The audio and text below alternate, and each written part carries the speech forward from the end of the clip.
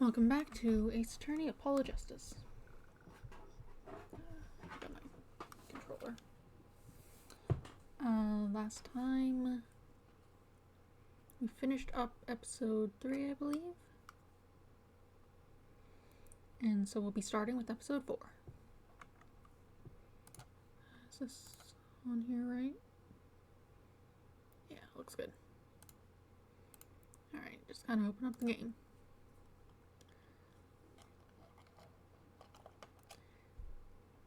Anything interesting happening?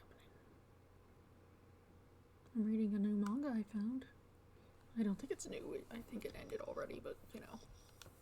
It's called Uso Toki Rhetoric. I've only read like 5 chapters, but I've enjoyed those 5 chapters.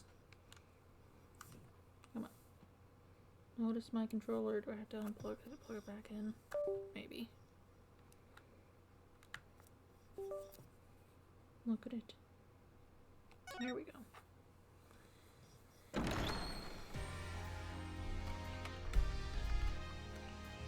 Alright.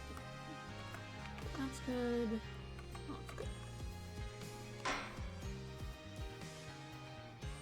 That's episode 4.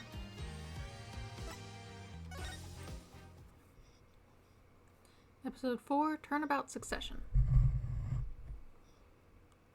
And that is the whole truth of this case. Masons. Got some computers.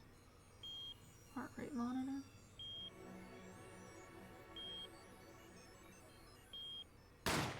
Oh.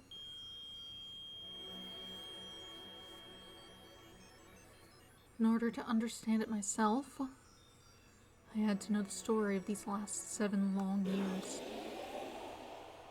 I don't remember saying this. Oh. Card games.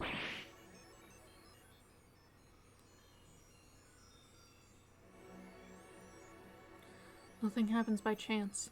All is connected.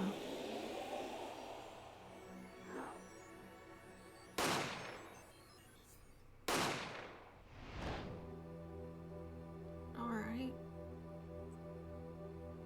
Magician gunfight. And now, you stand ready to begin the final chapter of the story. Hello there. Goodbye.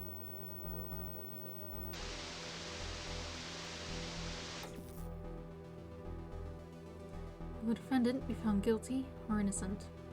The decision is yours.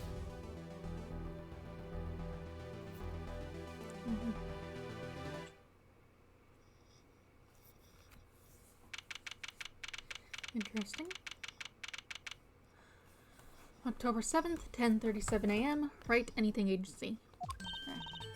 Hey, Apollo, look! On TV! Look! Yeah, I'm kind of busy. Whoa, look at that! He's the last Creamery, alright? Amazing. Apollo, you should be watching this! What? Grab this. Horse chair. I was writing about our last case in my journal. Lawyers are supposed to write things in records, Apollo, not journals. And why now? That case was 3 months ago. I haven't gotten anything since then. Hey, it's a long story. I did a lot, you know? I want to vacuum pack the feel of the moment for later. Right now, I'm wowing the crowd by figuring out how long it already disappeared. That's right, Uncle Valent did that illusion too. But you're missing him on TV right now. I'm just getting to the good part. I suppose I should watch a little TV with her. After all, her father's expecting me to look after her while he's away. What you're now seeing is a rehearsal for the greatest magic show on Earth. Happening right here in our very own Sunshine Coliseum. The Sunshine Coliseum? Hey, that's where the Gaviniers concert was. Only 3 more days until miracles happen here, right before your unbelieving eyes. Legendary Troop Gramarye is performing for the first time in 7 years. Oh, hello there. Have you been around before? I don't seem not. Yeah, I just started up chapter 4. I think that's the guy. That's the guy from last time. This is the guy who was in that picture. And then there's someone else. Looks like she might have a diamond symbol like Trucy though. Her hand's kind of covering it up, but you can see the point sticking out and it doesn't fit a spade. That's going to be great! I'm so there! You and Daddy are coming too! The legendary Gramaryes. If Trucy's real father were still alive, he'd be on that stage performing miracles. I've got the tickets and everything! Maybe that was a different guy? Here's yours, Apollo. Magic show ticket received. Ticket to the premiere showing of A Grand Illusion by the magician Valiant Gramarye. Oh, cool. Ah, you are here? Working hard or hardly working? Who could this be? You? No. I was thinking it was, the other guy. Gavin. No. Hey, how have you been? Hi there, stranger. Not exactly the kind of greeting I'd want to hear from my own kid. Oh, he has been gone a long time. How goes it, Trucy? Here, got a present for you. Hey, pudding! I love pudding. Oh, it's farm fresh. It's not just one pudding, but 3 whole cups. I'll have to pace myself. Well, I'm beat. That's right, Daddy. You're on a top secret mission. You've got to take it easy with the secrets, you know. Alright, you are. So you still can't tell us what your mission is. Maybe it is time. It has something to do with you, anyway. Huh? With me? Oh, maybe you're getting a top secret mission too. Maybe you can be one of those guys. A spy. Can't I just be a defense attorney? To be honest, telling you about the mission was my whole reason for coming here today. What? Tell me. You've heard of the jurist system, yes? The jurist system? That's right, the new legal system everyone's talking about. Have you heard of it, Apollo? Huh? Maybe? Maybe not as many people are talking about it as I thought. The jurist system, huh? You're talking about a jury? I guess they don't have that.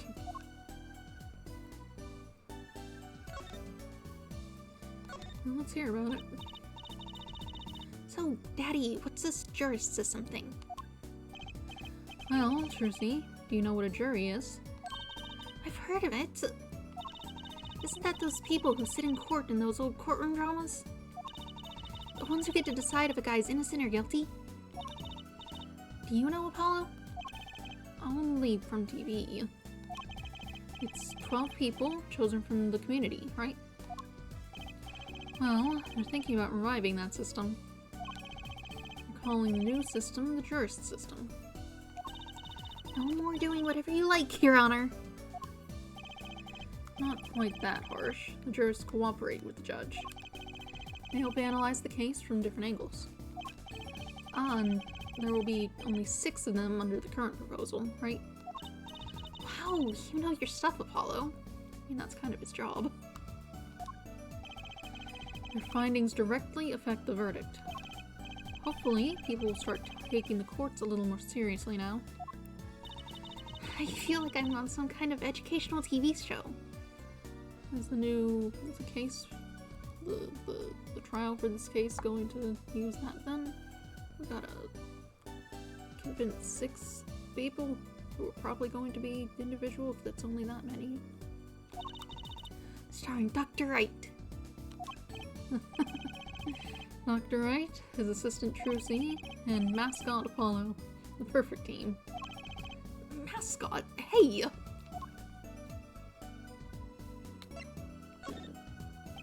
So, what is this secret mission? The Juris system is my mission, more or less. Anyway, keep in mind that new ideas like this system are always risky, Apollo. Too true. Everyone's got an opinion, and they just talk and nothing gets decided. Kinda like you, Apollo. I'm not that bad, am I? In any case, we're going to give it a shot. A test, if you will. I don't like tests. We'll take a case as a sample and choose 6 jurists. I'll be the one helping with that process, incidentally. Helping how? Well, for one, I'll be chair of the Juris System Simulated Court Committee. The chair constructs the ideal situation, choosing the case, the jurist candidates, even the judge in the courtroom. Wow! It's like you have a real job. I was never that good at piano, to be honest. Once a lawyer, always a lawyer, I guess. Trial's tomorrow, by the way. Don't miss it. Trial simulation, that is. A simulation, huh? Sounds interesting. So what kind of case is the trial simulation about? What kind of case is the trial simulation about? Well, since it is the first run-through of a new system, I wanted something simple. Good thinking. No sense wearing yourself out on something too serious. True. The case is a murder. That's not simple at all! By simple, did you mean that the defendant is... guilty? Yes, most likely. So, good luck, Apollo. With what? With the trial tomorrow. You're defending, of course. Recall that I said it had something to do with you? Go for it, Apollo. It's just a test case anyway, no sweat. Yeah, but there's still a verdict to be decided. And a potentially serious sentence. The most serious in a worst case scenario. You mean the verdict's for real? That's not a test trial, that's a real trial. All the forms have been filled. There's no turning back now. Filed. That's the word. The trial begins tomorrow at 10 a.m. Hope you can make room in your schedule. Why am I only here about this now? Yes, there was a change this morning. I picked a new case. Something that happened last night.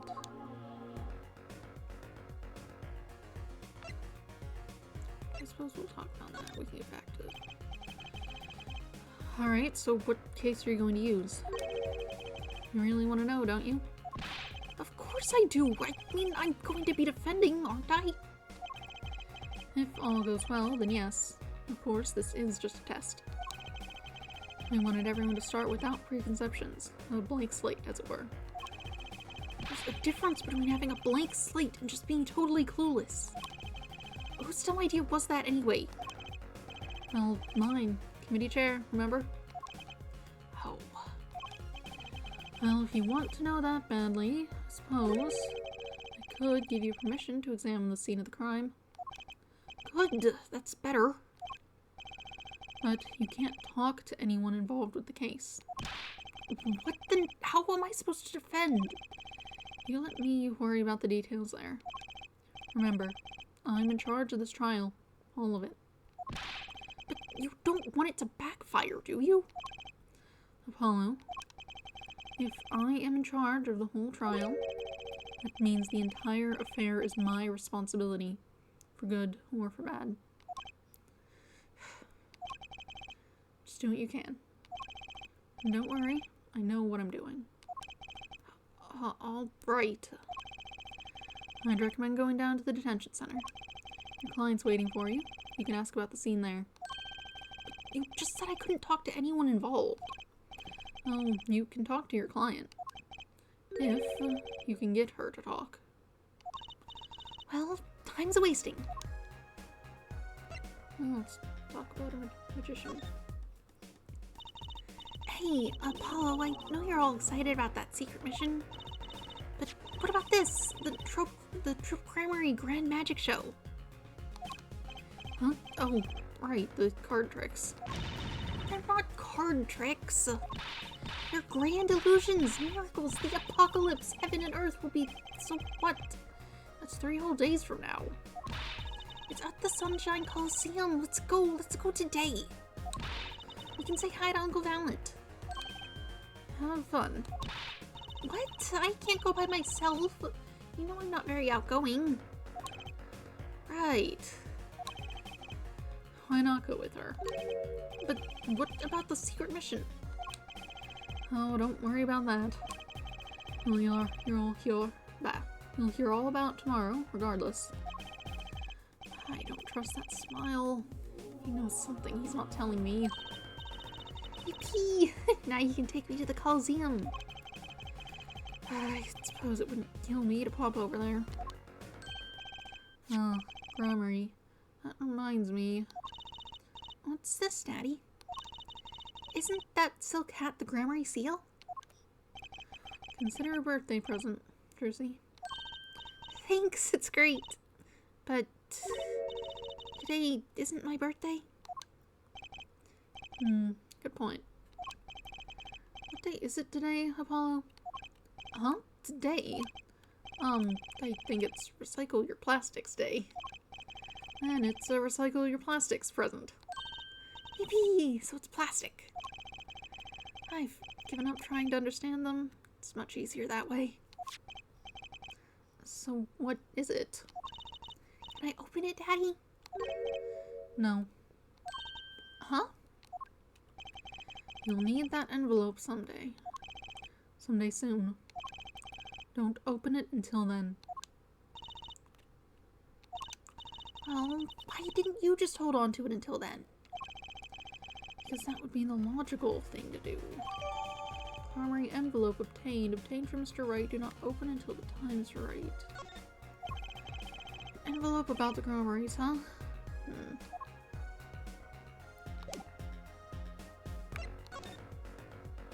Doesn't look like anything new is happening in here. Plant. Plant intrigues you, does it? Not really, it's just the only thing in here that doesn't have some secret function. Oh, no secrets, with lots of memories.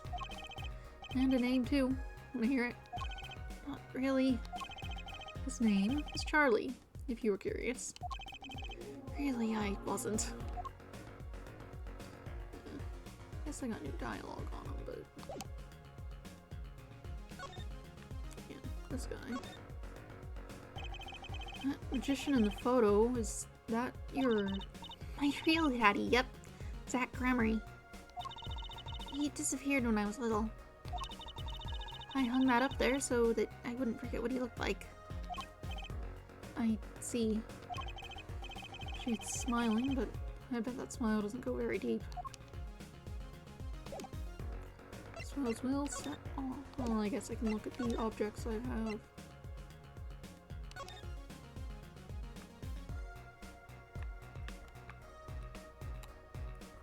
I can look at the back. Are you ready, Apollo? Ready? For what? For what? For the Trope Gramarye Grand Magic Show! It's not like I'm getting up on stage or anything. What are you talking about, Apollo? You can't enjoy magic if you're not part of what's going on up on stage. I'll lend you my spare costume if you need one. Uh-huh? You mean I can't go in this? No. Doesn't get more straightforward than that. Okay. Envelope.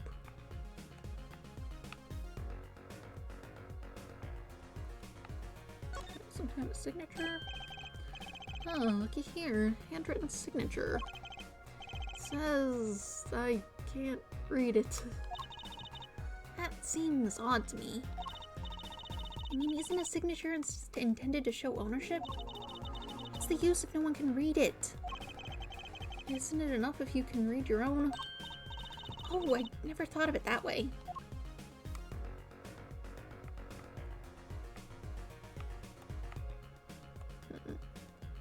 Yeah, that's...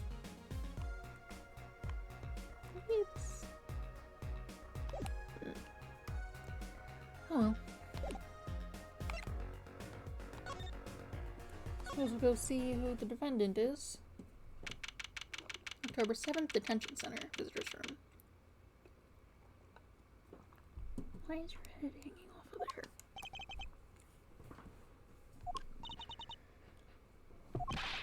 That's 20 minutes we've been waiting here. 20 minutes. Maybe I should complain? I'm sure that guard has better things to do than stand there pretending he doesn't see us. You know, the minute we get angry, the client will show. It always works that way. Like shouting, "Oh, waiter," and they're standing right behind you. Oh, guard! Is our client going to be much longer? What are you talking about? Haven't you already started the meeting yet? Uh-huh.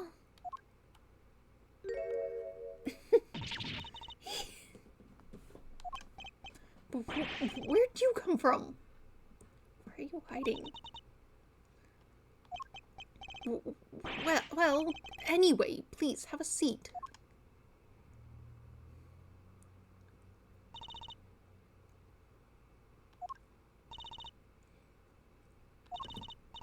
I'm nervous, Apollo. It's the silence. It builds suspense. Why don't you do something, Trucy? You're a magician, aren't you? That's right. Okay. I'm the amazing Mr. Hat.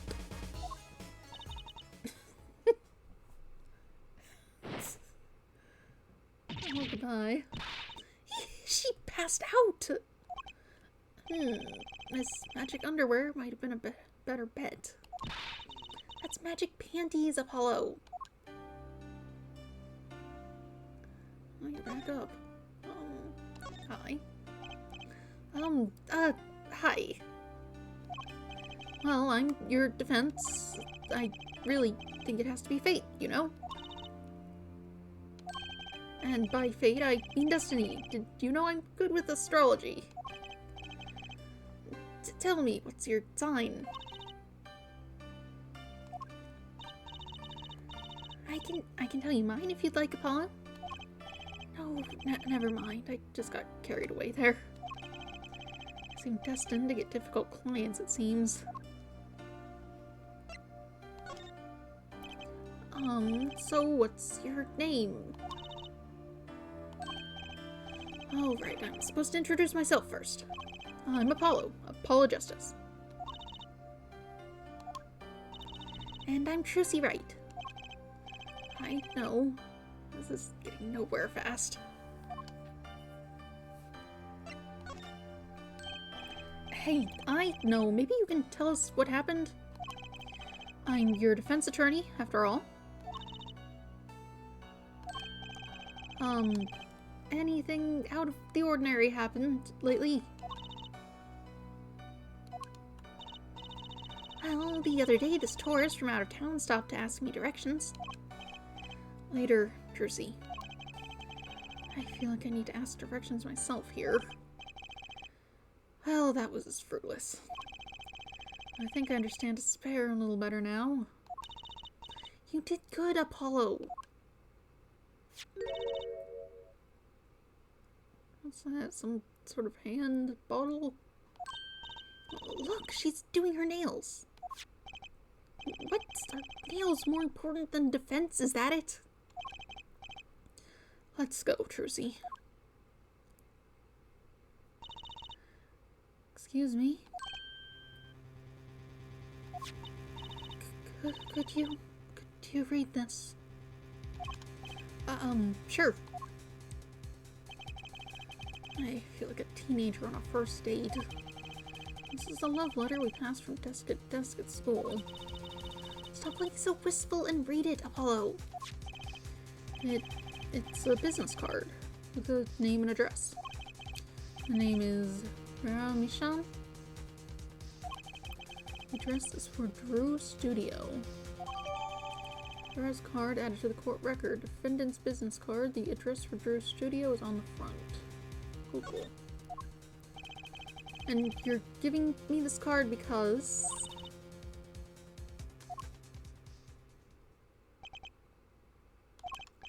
Well, looks like we're finished here. I wonder if Drew Studio is the scene of the crime. Let's go find out.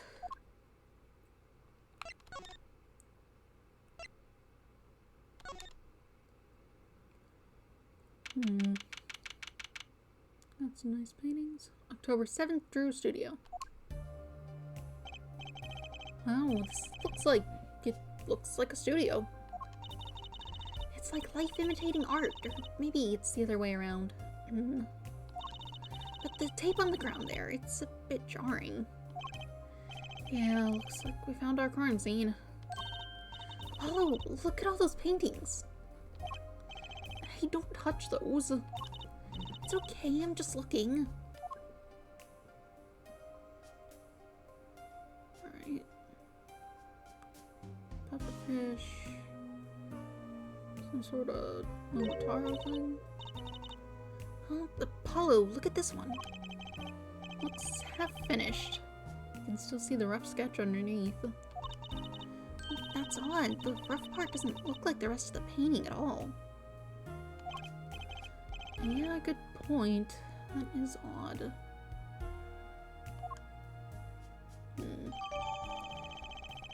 Drew Misham's paintings added to the court record. Obtained at Drew Studio, only half finished. The rough sketch is visible. Landscape. Let's get ones. All the paintings have a really different style, too. Ah, thought I might find you two here. Who is this? Oh, it's you. Emma! Long time no see.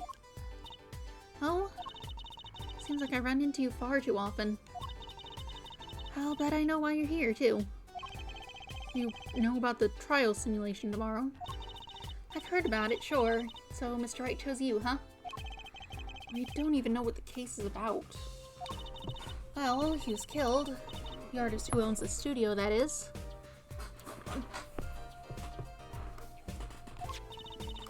Mr. Drew Misham.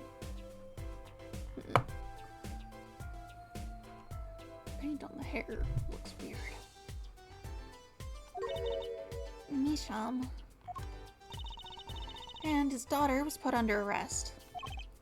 Yeah, we just saw her at the detention center. It was funny, though. She seemed more like a victim than the kind of person who could commit murder. You don't say. Not even by poisoning? That's how it was done, you know? Poisoning's a common way to get the job done when the murderer is a woman. Poisoning? Anyway, Mr. Wright told me you'd be coming. Feel free to take a look around. I'll just be over here with my snackaroos. I can't talk to anyone related to the case this time around. Which means we'd better find out as much as we can here at the scene. Or else. Do you count as related to the case? Probably not. You're just also investigating. So this Drew Misham was some kind of artist? Apparently, did a lot of illustrations for books, I hear. Had a lot of female fans too, for what it's worth. Oh, well, I guess his stuff is kind of pretty. Like that oil painting over there, for instance. Yeah. That wasn't one of his illustrations, actually. Huh? So it was a standalone painting or something? Is that what she means? Which one are you talking about? He was an odd bird, Misham. Hadn't shown his face to anyone until the end. What do you mean, to anyone? He's always locked up in here in the studio, apparently.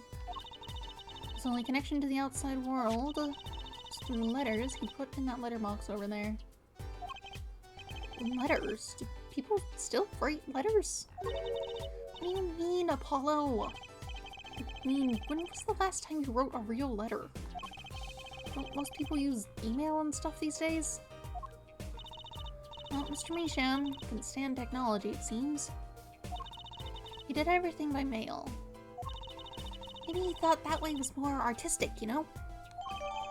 Letterbox added to the court record. Drew Measham's contract with the outside world. It's empty. In any case, the only person besides him allowed in here was his daughter, Vera. Did he not theoretically have, like, a wife or something? Someone to have said daughter with? At some point? Could just be dead. It's a while back or something. Oh, you mean the killer? The suspect, please. He took some fingerprints, of course. The only ones found in the room were Mr. Measham's and Vera's, basically. Basically? Actually, last night, Mr. Measham gave an interview to a reporter for the first time. It happened during the interview, apparently. His first interview ever. Could you tell us a bit more about what happened the night of the murder? Who's this reporter then? Like I said, last night was the first time someone from the outside came into the studio. I guess mysterious painters who never go outside make for good articles. And it just so happens that he died the night of his first interview. At around 9 p.m. every night, Vera always made him a cup of coffee. Last night, he drank his usual coffee and suddenly became violently ill. That is a huge cup. That's so big. His hair is also weird, but whatever. And died? She poisoned him on the night of his interview? Wouldn't the reporter see? He wasn't near Mr. Measham when she brought his... He wasn't near Mr. Measham when she brought her father his coffee. He was checking out some equipment in the back of the room. What on earth is that? Frog X-ray? Some kind of computer chips? That's just a completely different thing over here. Supposedly, that's why he didn't notice he was there. It was the reporter who called the police, in fact. Wait, why is she the suspect? If anyone is suspicious, it's the reporter. Yet, the reporter never got near Mr. Measham's coffee. Even Vera acknowledges that. Regardless, I want to know more about this reporter.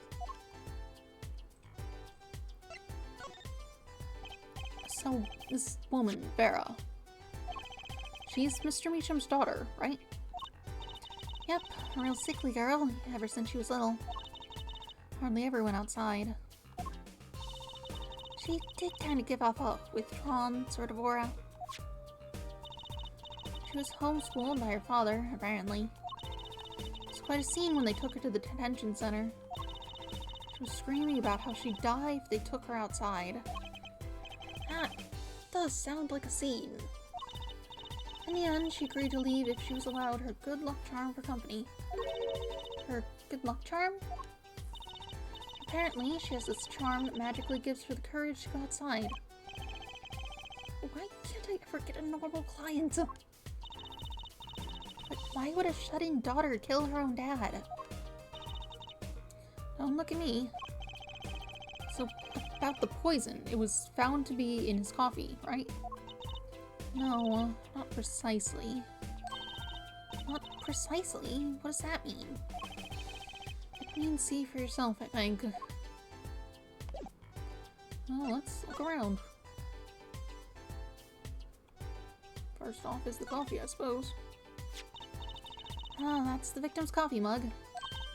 Aha! So the poison was in here. This is my first time seeing a real poisoned mug of coffee.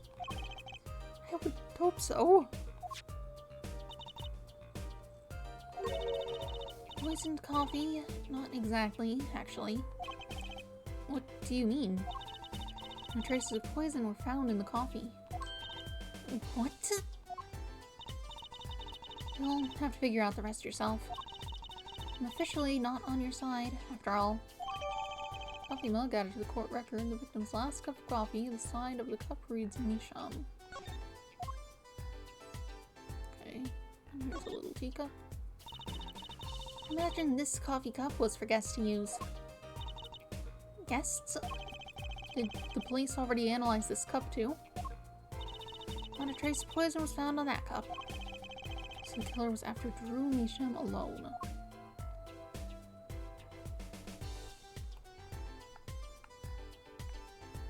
This thing tucked away back here.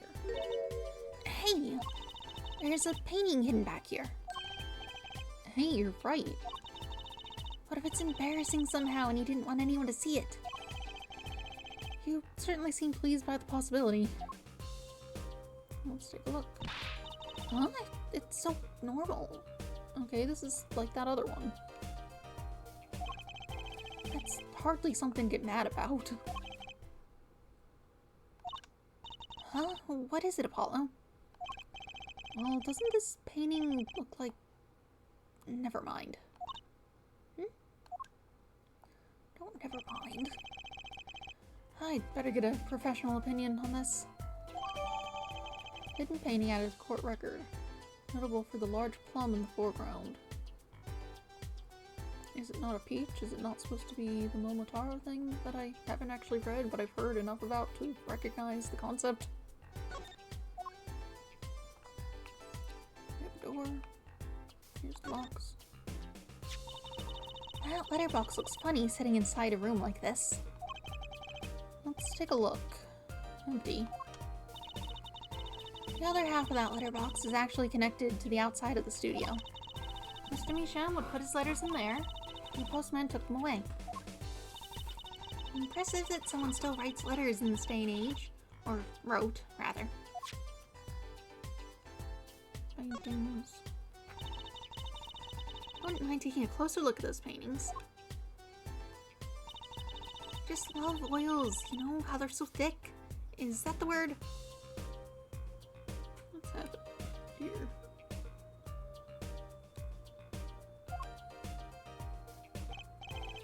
These paints are all dry. I'm just surprised how different these all are. Yeah, and what's going on with this half-finished one? It must have been a work in progress. You can still see the rough sketch below. That's what's so weird. The sketch part doesn't really fit the finished parts. I noticed. That is weird. Shelf. Gonna have to x-ray it or something. There you are on the floor. Apollo! That's where the body was! That's the spot where Mr. Drew Misham passed away. He put the coffee mug to his lips, and the next moment, there's quite a bit of paint on the ground. See that half-painted painting there? He must have been working on that right up to the moment he died. Wow, a true artist to the end. Or maybe he started a year ago and was procrastinating. Okay. What on earth is happening in this side of the room? This is like just completely different. Let's take a closer look at the desk here. Okay, we got a photograph. So this is Drew Misham. And this little girl must be Vera. Yes, they took that some years ago.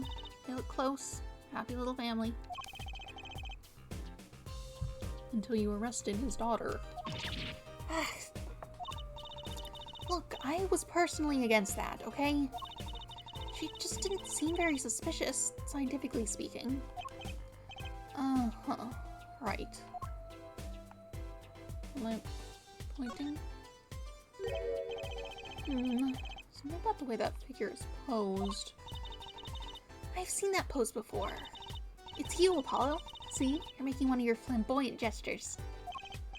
Please, I'm a professional. I wonder why it's posed like that. Coincidence? Books. Is this a journal? Wow, talk about a clue. Let's read it. What is it, Apollo? He didn't write the name of the killer.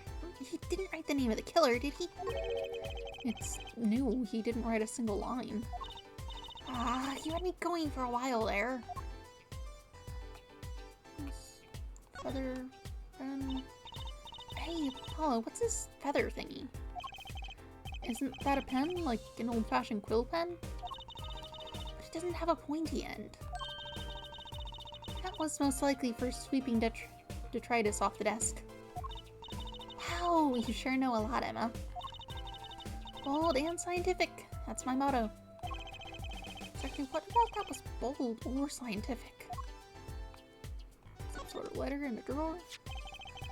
This envelope has been opened and resealed. Oh, I know how to do that. You take a pot of boiling water and hold the envelope up to the seam. The glue melts and it opens. Cool, huh? Whoever did this wasn't so delicate. You're right. Looks like they just ripped it open and stuck it back together. Huh? The postmark on this letter is from 7 years ago. Why would someone open a letter then seal it again? I'd better hang on to this. Red envelope added to the court record found in the victim's desk drawer appears to have been opened once and resealed. Let's see, it's got his name on it, which makes sense. Nothing else. Nope, we got this little one. What's that? Oh, cute! Look at the tiny frame, Apollo! Tiny is right. That thing's barely 2 inches high. What picture would fit in that? None, apparently. It's empty. There's no glass in it either. What's it doing sitting on the desk? This is a lesson for us all. Be sure to check the size when you buy frames. Okay. What are you pointing at? Just this direction, somewhere. How about this microscope? Is this desk for painting, Apollo? That would be a drafting table. Drafting? Basically, it's a tool for making precise diagrams. Wow, painting is harder than I thought. Why would a painter need a drafting table? Was he an architect too? Computer. What is all this equipment here for? Doesn't look very artistic, really. He had everything from a lathe to a laser cutter. Looks like he was ready to work on metals and wood, too. Though his equipment's a bit old, to tell the truth. Why would a painter need all this? From the dust, I'd say he hasn't used this stuff for years. This corner doesn't fit with the rest of the studio. Oh, do you think I could borrow this? I want to cut a quarter in half to make a trick coin. This is a crime scene, Trucy. But these cost like $50 at the magic shop.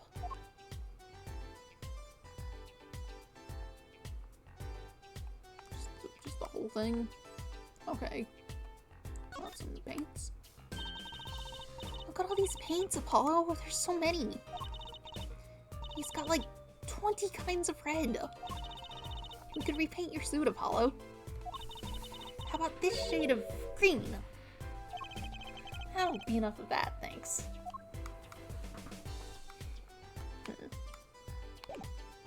Suppose I should look at the objects I have more closely. Studio, information. What's on the back here? What a pretty business card. Looks like a postcard almost. And on the back, just her name.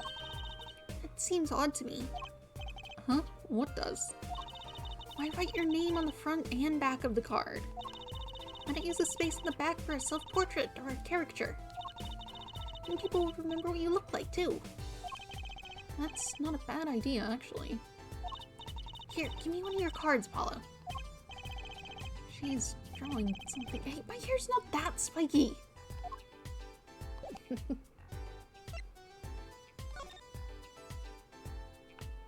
we can look at it more in depth. Well, what do we have here? Looks like a person thinking about something. Maybe they're worried? Like, what should I have for supper? A hot dog or a hamburger? You know, I've always wondered about that. Why is there supper and dinner? Are they different meals or the same thing? Maybe that's what this person is thinking about.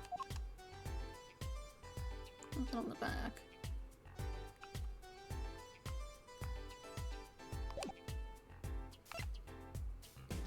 Underwater, undersea scene and vivid colors.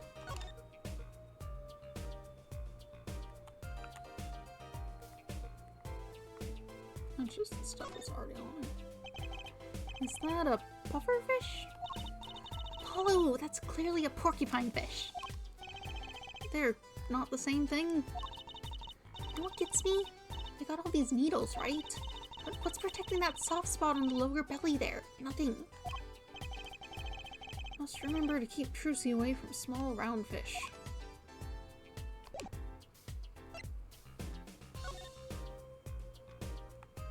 Why don't I zoom out for this one?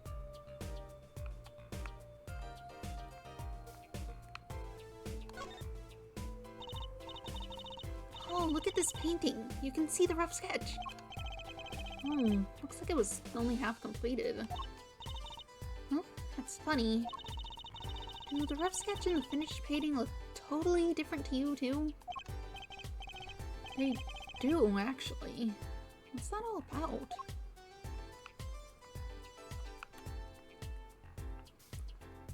I can't quite tell what that's supposed to be with that little bit.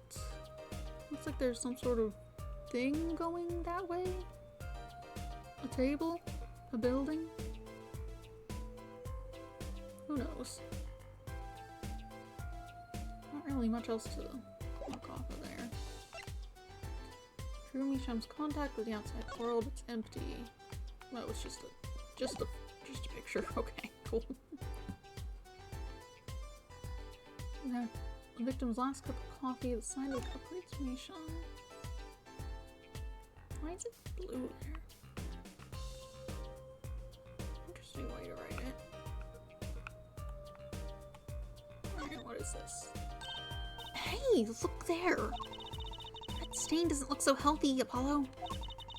That must be the Blue Mountain stuff we've been hearing about. Something tells me that even Blue Mountain coffee isn't this blue. Oh, this stain is probably... better ask Emma. Dump your coffee on the ground.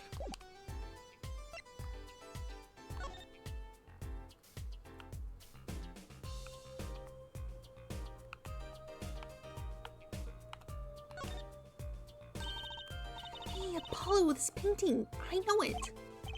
Huh? Really? It's that story where the old woman is doing the wash in the river. And this giant peach comes floating on down. That might possibly be the strangest thing I've ever heard. Isn't it famous? I haven't read it, but... Victor's death.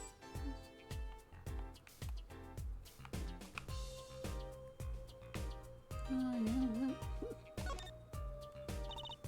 Is that even resealed? Apollo, look, it's been opened once here. You're right. I wonder if there's some way we can see what's inside. Should I try to get it open and then stick it back shut? Let's not tamper with the evidence, shall we? I've got a better idea. Emma, let's ask her. We have things to speak with you about. I bet Emma could help us out here. Don't forget, flattery will get you everywhere with her, Apollo. What are you two whispering about? Well, I was thinking.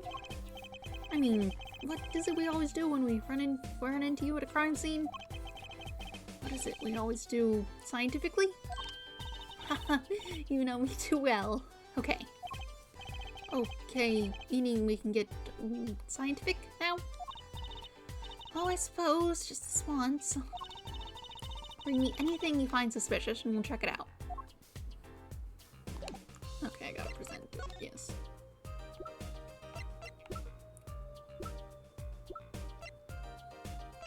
Okay, we'll start with the wrong button. Obvious. Emma, about this mug. There's a pale blue, residue on the rim. That! Yes, well, it's just a rumor. But I've heard there's a kind of coffee called Blue Mountain. I'm pretty sure it isn't actually blue, Emma. Ah, right. Okay, you got me. That's left over from my testing spray. Forensic science! I knew your hobby was behind this somehow, Emma. It's not a hobby. So what kind of scientific stuff were you up to? This spray, that's what. It turns blue when it touches poison. What kind of poison? There's a lot of kinds of poison. Surely it can't do that with everything. So the poison that killed the victim was on this mug. Seems more like it was already on his lips when he put it up to his face. That's right. See? It wasn't in the coffee. The killer applied it to the rim of the mug itself. That makes sense. Wow, science is amazing. It certainly is helpful. Maybe Emma would be willing to help us out a bit more. You should try buttering her up, Apollo. They say flattery will get you everywhere. It's certainly worth talking to her a bit more. About poison analysis. I was afraid you were going to ask about that. See, this solution is used to test for atroquinine. Atroquinine. I think I've heard of that. Atroquinine, the deadly poison found in the autopsy.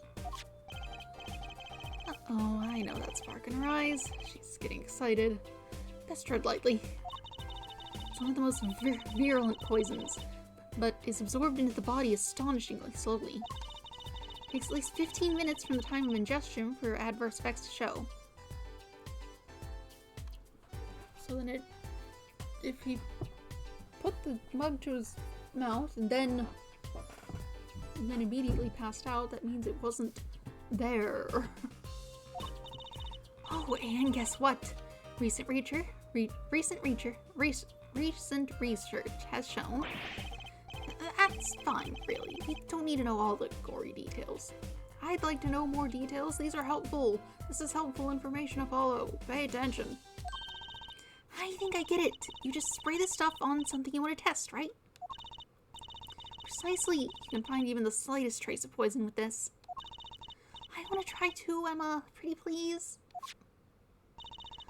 You don't have to ask twice. I already used it on everything suspicious, of course. Yay, let's give it a whirl, Apollo. Ah, what are you doing? I was just seeing if I got a reaction off you. How is this for a reaction? Never do that again. I'm not poisonous. Don't let those hapless witnesses on the stand. Let's just get down to checking for real poisons, shall we?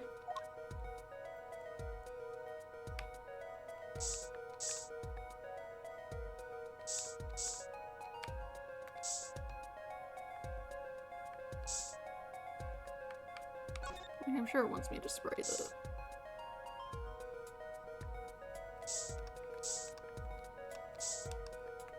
mug, but I'm looking at other things. Probably not this.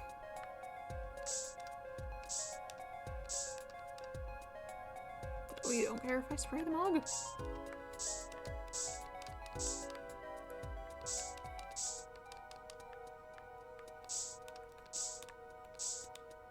Where's your paintbrush at, maybe?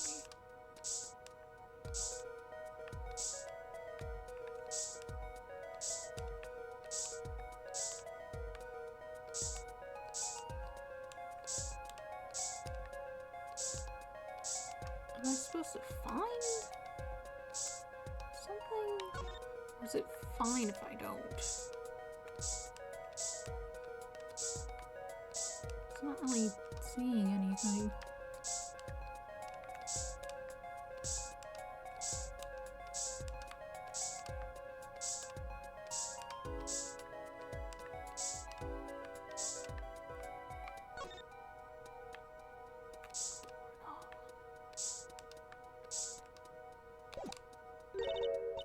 bad. No reaction there.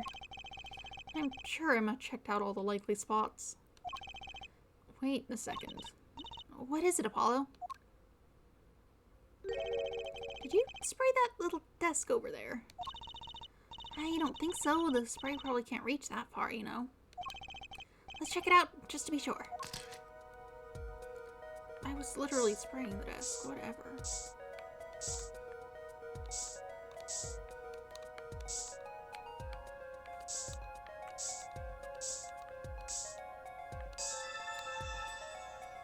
That's weird.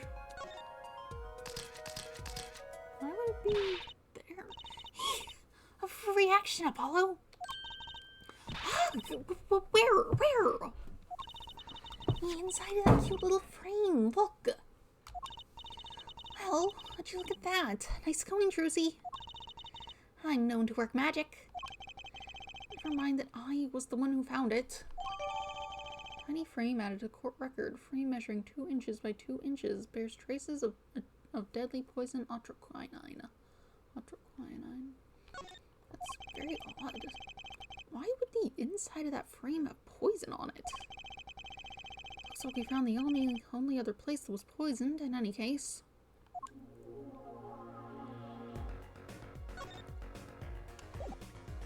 Something to say about that? That's fine.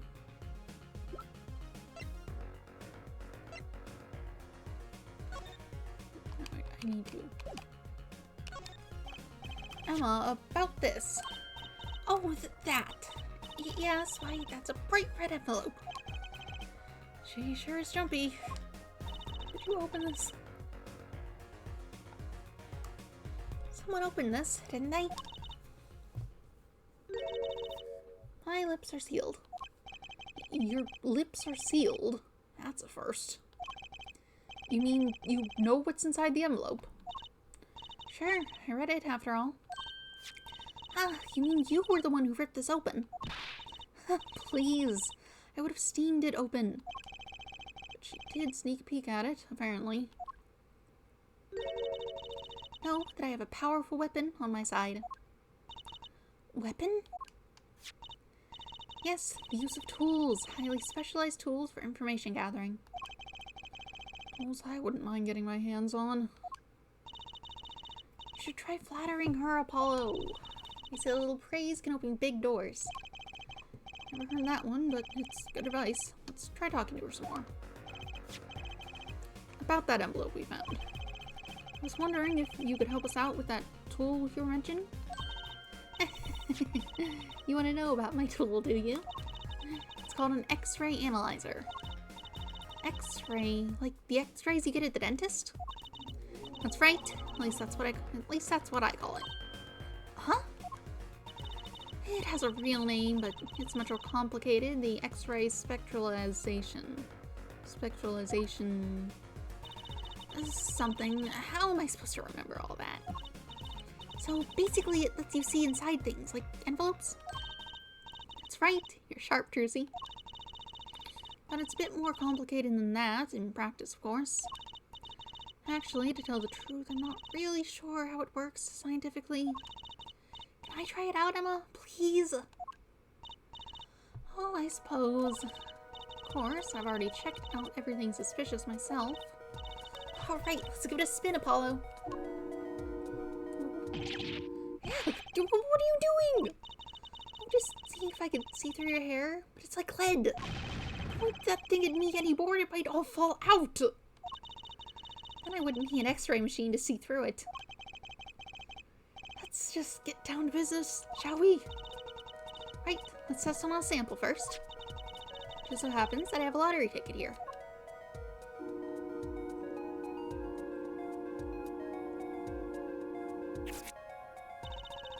Set the sample in the device like so. I don't see anything. Patience, there's no need to get all antsy. Look at the right side of the screen. That's a layer view of the envelope. A layer view? You've got it set to display the outside of the envelope now, see? Actually, it's quicker to just have you give it a try. Turn that dial there with the right stick for me, will you?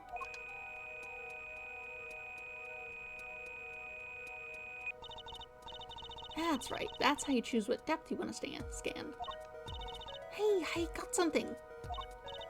See? That's how you can read those letters on the letters on the ticket inside. Cool, huh? Except I can't read them. Just turn the dial a little more. What you have to understand is that a sheet of paper isn't really flat at all. When you zoom in that much, you see the paper is like a bunch of hills and valleys. Wow, really? This X-ray device uses a beam with a wavelength of only 0.05 microns. It breaks cards down into thin layers so that it can only show what's written on that layer. I'm not entirely following you, but what good is it if you can't read anything? That's why we go on to step 2. Try rubbing the image a bit, if you would. Rubbing? Like, going over the image with... okay.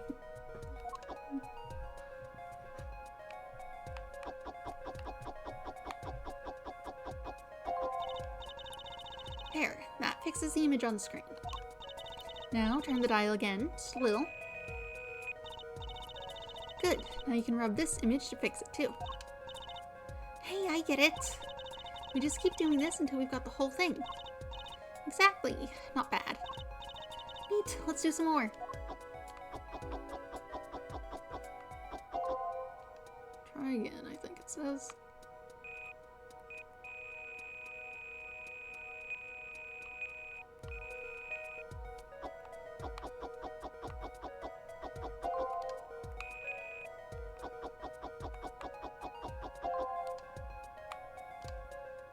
Okay, this much is legible. We don't need it anymore.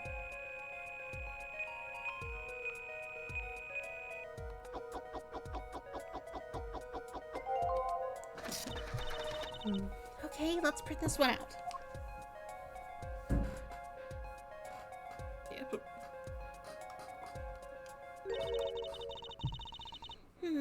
Does this mean I have to buy another one to win? well, it's Emma's ticket. Let's let her buy another one. It's okay, there's no need. But see, this is the true hidden power of my weapon. Neat, huh? Now let's try it out on the real thing, shall we?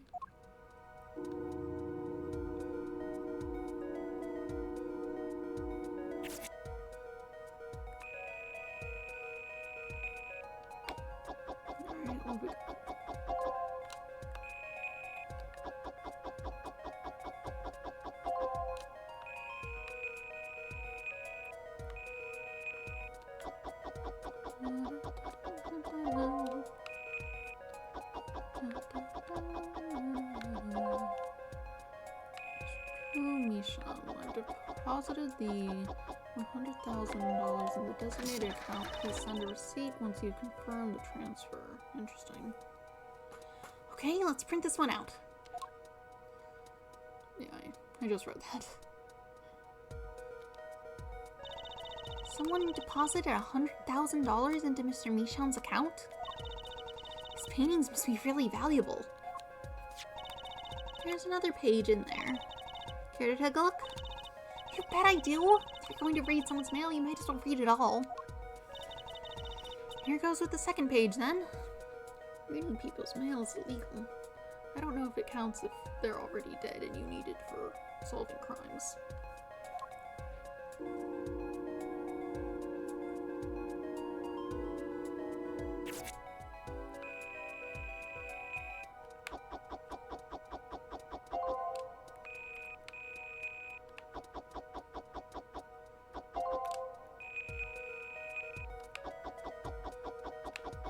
Sign something. Sign the papers and send in the enclosed envelope with the enclosed stamp within 3 days. I need not remind you to speak of this to no one. Interesting. Okay, let's print this one out.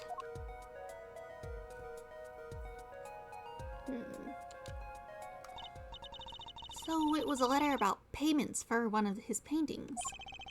Why all the secrecy, though? And what? why was this letter the only one in here? It's 7 years old, right? Maybe it had some special significance to him? Well, Emma? Well, indeed.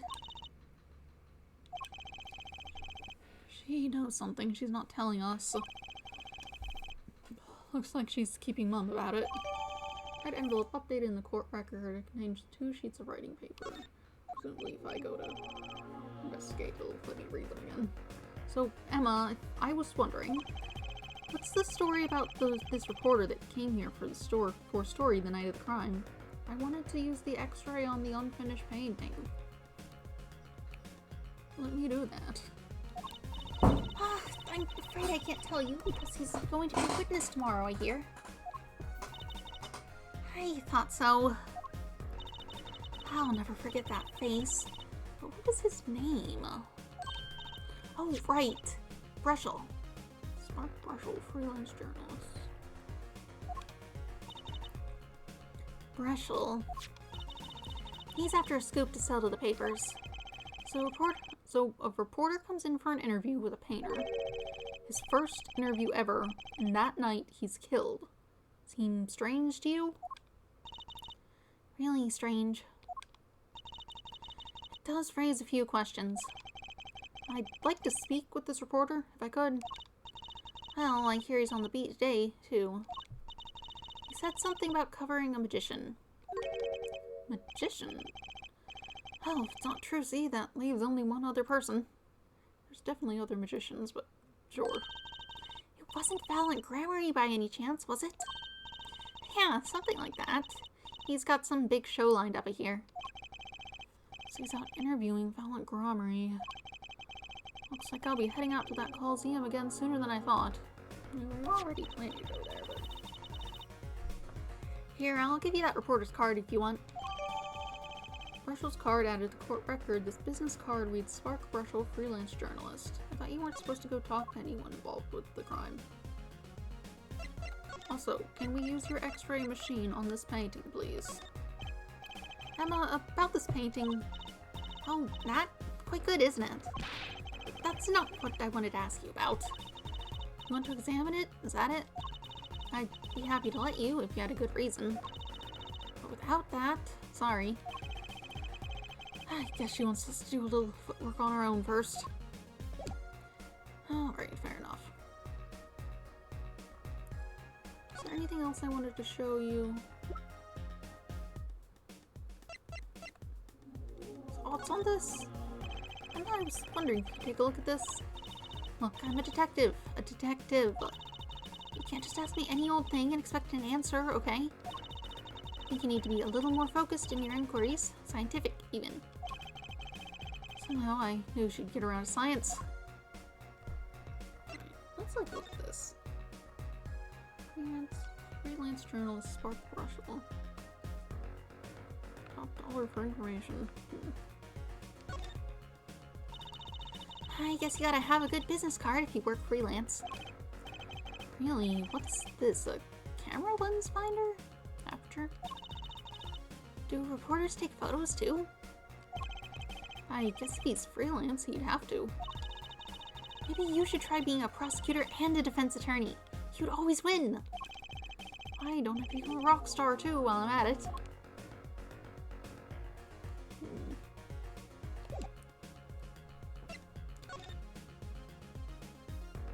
Very odd. Not hard to open. Looks like you have to take this back part off first to put a photo inside. It'd have to be a really small photo to fit in there. True, and that pale bluish stain. Why would there be poison on something like this? Well, there's one obvious reason. Whoever put poison in the coffee rubbed a bit on here, too. That's not very obvious, Trucy. Also, the why. The why is the problem. It's very cut off in a stain as well. Like it's right on the edges. And then it's kind of blurred. Not right on there. It has sharp edges. Is what I mean. Interesting.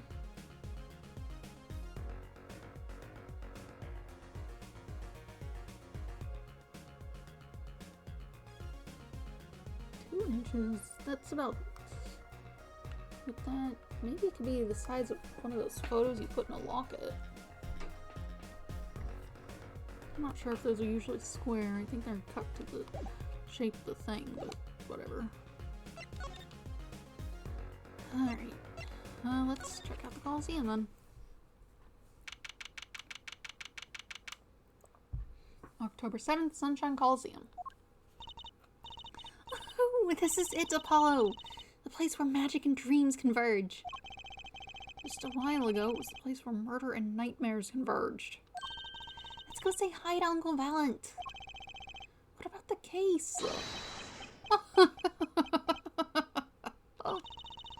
Only a performer laughs like that. The young Miss Trucy. Often I'd hoped we'd meet again, only to tell myself it was an impossible dream. Uncle Valent, how's it going? I'm glad to see you too. Of course you are. Humility is definitely not one of his stronger traits. Well, Miss Trucy, how's the day find you? If you come to give... There's like a drawer holding the desk up, and I keep hitting my leg on it, and it's... Setup here is just not ideal. If you've come to give me flowers, do it after the show, I beg you. Actually, we came to wish you good luck. And congratulations on your big magic show. Oh, but it's I who wish to congratulate you. Everyone is so lucky as to witness miracles such as the ones I shall perform. Yeah, you're amazing. We get the picture. The world will watch in wonderment as Magnifie's illusions are reborn. Here, on stage, by my hand. Okay.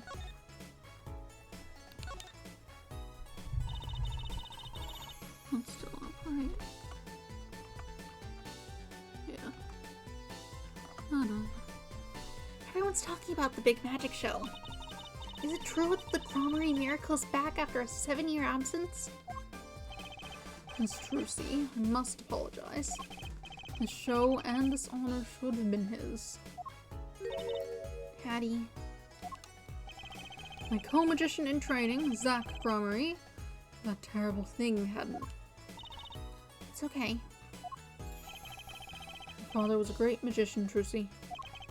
If he were alive, then I, Valent Gromery, would have been proud to stand upon the stage as his assistant. Thanks, Uncle Valent. No, I'm happy you're doing the show. To think we get to see the great Magnifie's illusions again. She really is looking forward to this, isn't she? My mentor, the magnificent Magnifie Gromery, was a true deity among magicians. A creator god who gave birth to magic and illusions that defied our very imaginations.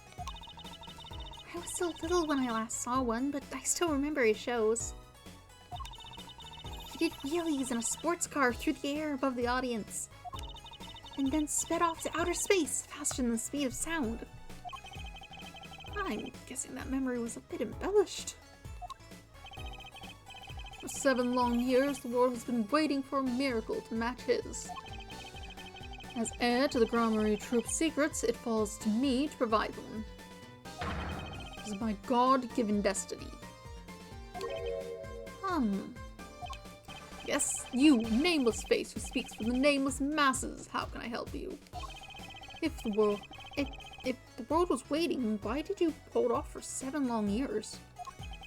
It appears the lad is uninformed. Perhaps you've heard of the magic known as law, which governs our land? I have, though I'm not sure it qualifies as magic. The performance of Magnifie's miracle was impossible. A certain law prevented it for 7 years, but no more. 7 years? That phrase sure likes to pop up, doesn't it? What would block it for 7 years?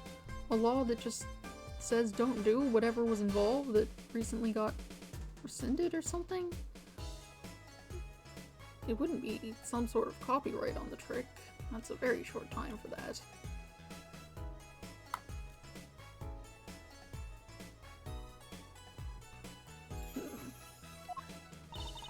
And why was that? Little matter called performance rights, Miss Trucy. Well, I guess it basically is something like that. Can you tell us about these performance rights? Magnafy's magic relied on an incredibly innovative idea. A trick, if you will. A trick was considered his property, and as such it was protected by property laws. Intellectual property, maybe? Magnafy knew this and bequeathed it in his will to one person. You mean him? Yes, Miss Trucy, it was your father. Zach Gromery was the inheritor of the Gromery miracle. Hattie. Yet, as you well know, he's gone. He disappeared suddenly 7 years ago. I think I see where the story is going. Once a person is classified missing for a certain period of time, they're considered legally deceased, correct? In all absoluteness, those rolled-up sleeves conceal your competence well, young man. That certain period of time of which you speak is 7 years. Ah. Yes, Miss Trucy, it pains me to say it. This past spring, April to be precise, was the time. Your father was legally declared deceased. In the absence of a formal will, the secrets of our mighty mentor Magnafy passed on to me. This was in fact stipulated in the will by Magnafy himself. Is that how it works, Apollo? Yeah, it's called death in absentia. He's declared missing, permanently. Hattie.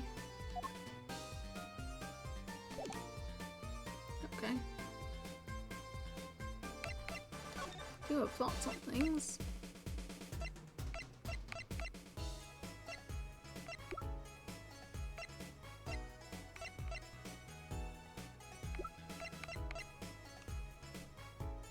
Oh, wait. This guy's supposed to be here. Do you know this guy? So, a journalist was here on a story. All eyes in the universe are upon my stage. All pens seek to commit its mysteries to paper. His name was Brushel. Brushel. I think he remembers him. He doesn't look too happy about it. Brushel, that cloying smell of mint when he smiles, yes. Could you tell us more about him? What did he want? Okay. A man by that name called on me just now. Just now? Valen's vision is always toward tomorrow. Valen's feet step always forward. That is all. That's all very confusing. I am to perform a big magic show, yes? I wanted someone to cover it. Yet he had ears only for that incident. That incident? In any case, I requested that the rapacious reporter remove himself. So a painter has died, what of it? It is but a footnote in footlights compared to the magic of Gromery. Oh, Valent, do you know where the reporter went? I recommended he visit that place popular with penalized perpetrators. Penalized, perhaps. The detention center. He was a rude individual. How'd I see that card? Sure. He would tear apart my respectability. I would tear apart him. Oh, here comes Apollo. Uncle Valent's big magic trick. Is he going to fix the card? Not sure that qualifies as big magic.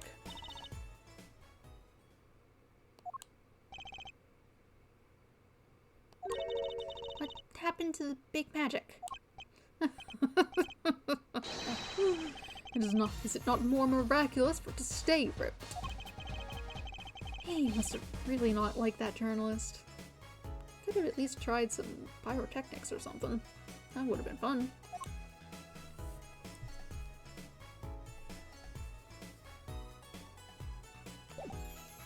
Oh well. Do I need to show you anything else? Not really. Suppose we'll head back to the detention center then. There wasn't anything else to say to you, right? No. Alright. October 7th, detention center, visitor's room. You're here to see Vera Michon. Yes, that's right. She's in the medical office at the moment. Medical office? Is she okay? She's just lying down. Said she didn't feel so good. I'm sorry, but I can't allow any meetings at the moment. Most annoying client ever. Guess we should come back later. I thought what's his name was supposed to be over here.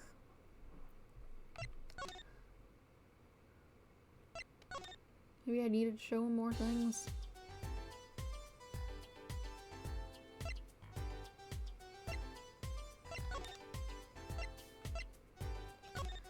Oh well. You don't have a new thing to say? No. Whatever. You wanna... thoughts on this? I was wondering if you could tell me about this. Why that bears the Gromery seal. Uncle Valent, is something wrong? Trucy, where did you get this? Daddy gave it to me. Your daddy, my partner, Zach. No, my other daddy, Phoenix Wright. Why now? What? Why would Daddy? That's kind of stretching the whole archaic thing a bit. Signature upon the back. Do you recognize it? It belongs to none other than Zach Gromery. What? Daddy signed this? Might I be so bold as to open it? I'm sorry, but I can't let you do that. What's in this envelope, I wonder? Now the time has come when I must return to make my prestigious preparations. By your leave, Miss Trucy. Thanks, Uncle Valent. 3 days from now, make ready for a miracle. What do you think that journalist was after? And why did Valent react like that to this envelope? I think it's time to pay the detention center another visit. I tried that. I guess I had to show the thing first. Well, I can't go directly from the detention. Whatever. October 7th, detention center visitors room. I think I hear what you're saying. Who could this be? We're all doing it for the money. End quote. Oh, no, not at all. Looks like someone's already meeting here. Maybe that reporter? You're, interesting looking. Got one of those feather dusters like the artist did. Interesting.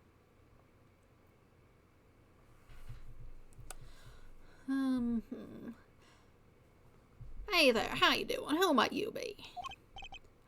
Sorry, we didn't know someone was already here. I'm Apollo Justice, attorney at law. Talk about a nervous monkey. You're Justice, you? You know me? Do I know you? Of course I know you. Stares down witnesses on the stand till they spill beans, end quote. That's not true. What's he writing? Are you a reporter by any chance? Oh, you're Trucy. Am I famous? Oh yeah. Trucy Wright hates carrying a bag. Puts everything she owns in her bags, end quote. That's so not true. Just hold on to your breeches there. I'll wrap up this interview in a jiffy. Interview? So, guard, I think I know what's going on here. Guarding rooms is my life. What else could I possibly need? End quote.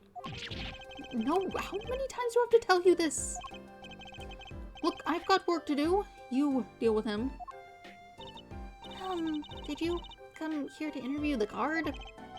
Oh, wait, what a pickle. Accused wouldn't talk, had to interview someone or go plumb crazy, end quote.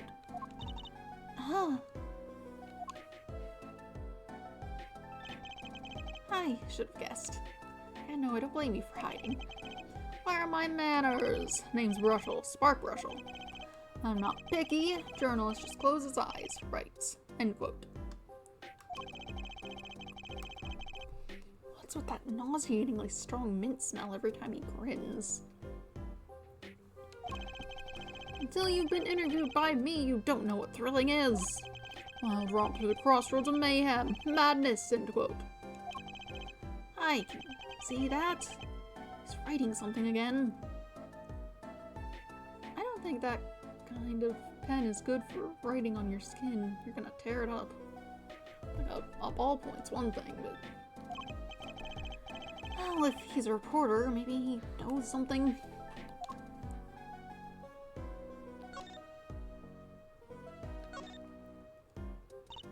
So, Mr. Brushel, you're a journalist? Ah, me. Look, let me state one thing for the record here. Yes? I'm the interviewer, you understand, yeah? I'm the one asking the questions here, end quote. Okay. For instance, you think a movie director watches movies? Well, I think he probably does. Exactly, I knew you would understand. Oh. So, the night of the murder, you were at Drew's studio? Oh, me, look, let me state one thing for the record. Yes? I may look calm and collected, but I'm busy, real busy, always on the road. Journalist always buys one-way tickets, never looks back, end quote. I can understand that philosophy, but... You want to know the thing about one-way tickets? Once you use them, they're gone. All because you have to give them to the guy at the airport. True enough. But don't they give normal tickets away too? Exactly! See, it's the same thing. What is...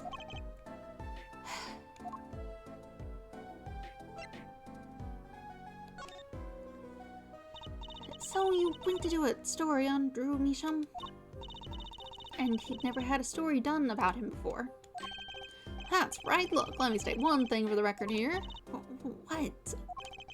I'm sure you're going to want to know you're going to want to know about my source. What tipped me off to Drew, why I do the interview in the first place. Well, yes. Well, it's like, oh, I've got it. Say there's this burger joint with fabulous ketchup. You think the burger guy is gonna tell me where he's got it? Where he got it? At the supermarket, maybe? Exactly, see, that's what I'm talking about. I think I may have actually understood that one. Well, there's nothing I can talk about, really. Walls have ears, eyes, especially glass walls with speakers, end quote. Right, I guess we'll leave, then. But since you're here, might as well tell you a tidbit of news I saw, just for the heck of it. Sure, tell us, just for the heck of it. I remember it like it was yesterday. I'd seen a movie on a trip and wandered into this burger place with amazing ketchup. An article in a tabloid caught my eye. Famous oil painting stolen from an art dealer's gallery, end quote, I believe it was. An oil painting. Happens every day, right? I thought I'd seen that painting somewhere before. A painting of a giant peach floating down a river. Someone stole an oil painting of a giant peach. Journalists can smell scoop better than burgers, end quote.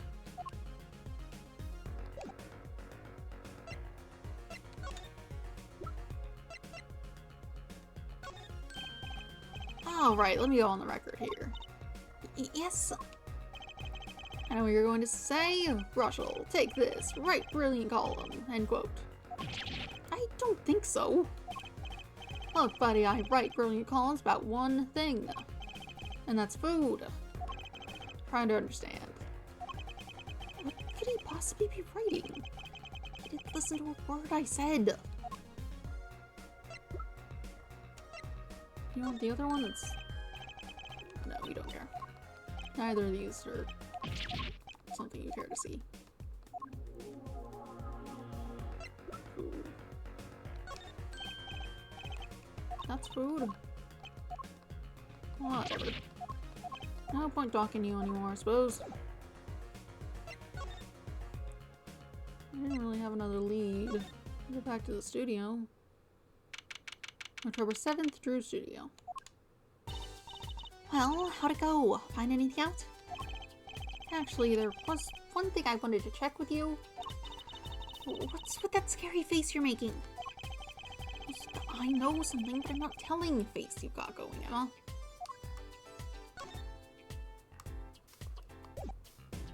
Not like that.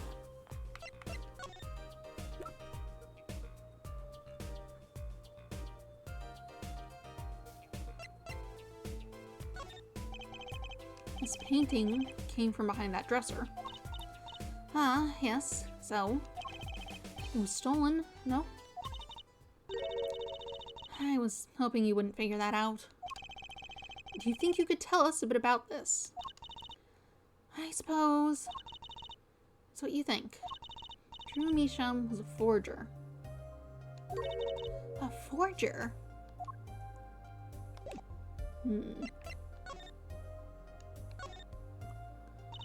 So what exactly is a forger?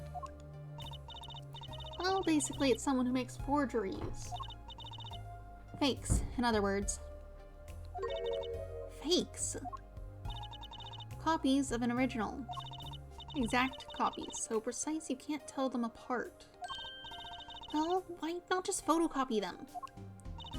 The big problem with forgeries is that people try to sell them as the real article. It's a crime, of course. So Drew Measham was... a criminal? I'm afraid so. He received money to create elaborate forgeries. To supplement his work in illustration, I guess. I see. Actually, that's why I brought this here in the first place. What do you mean? When you're trying to determine if a painting's a forgery, a rough sketch underneath can be a valuable clue. So the rough sketch is like practice for the real thing. Like doing a magic trick in front of a mirror before you go on stage. But not in the case of forgery. Not necessarily, anyway. You know what the finished product is going to look like, after all. Oh, yeah, I guess you would. That's why I brought this. I'm going to use it to see what's under the paint of the finished pieces. I get it now. Not that I really needed to go to such lengths, seeing as how one of the paintings is only half finished anyway. Still, we need to see Mr. Measham's rough sketches. Kind of like what he was drawing when he thought no one was looking. True, that would be interesting. And maybe valuable for our case. You should try buttering her up, Apollo. Flattery will get you everywhere, they say. Maybe I should ask Emma to help us out.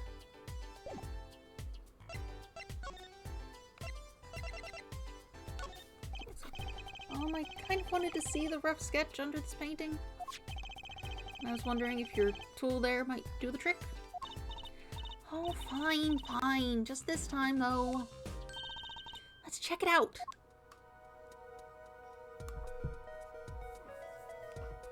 I mean, let's check the most suspicious one, I suppose.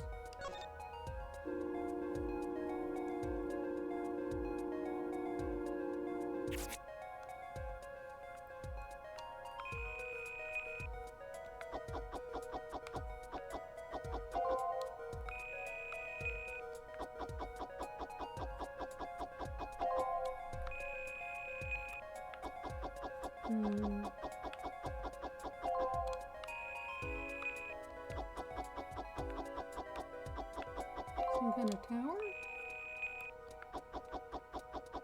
Oh, there's a person up there. Rockstar.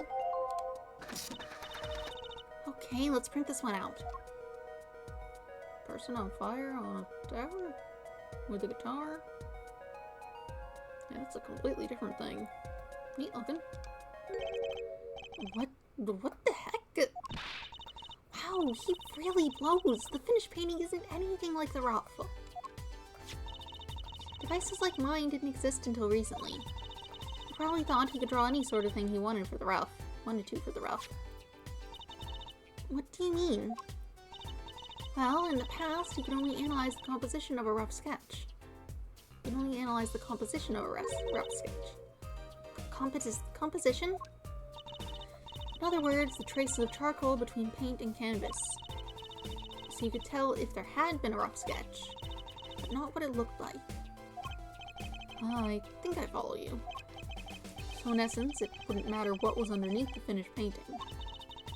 Some pros would actually paint out a rough sketch entirely.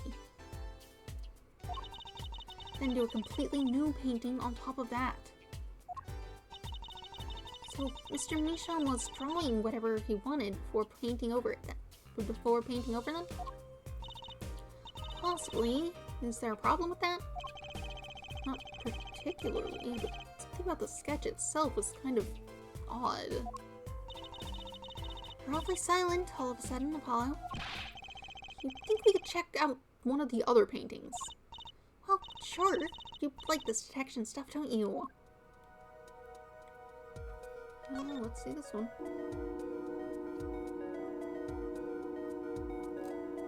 Oops, wrong thing.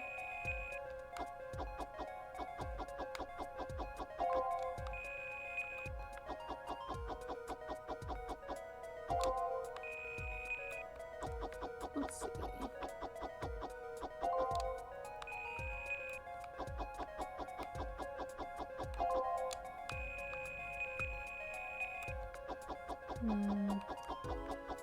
Card game?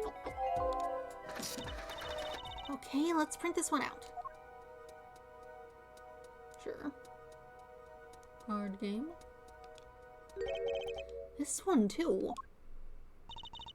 What's wrong, Apollo? You look so serious all of a sudden.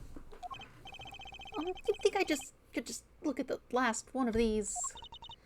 Fine by me. Knock yourself out.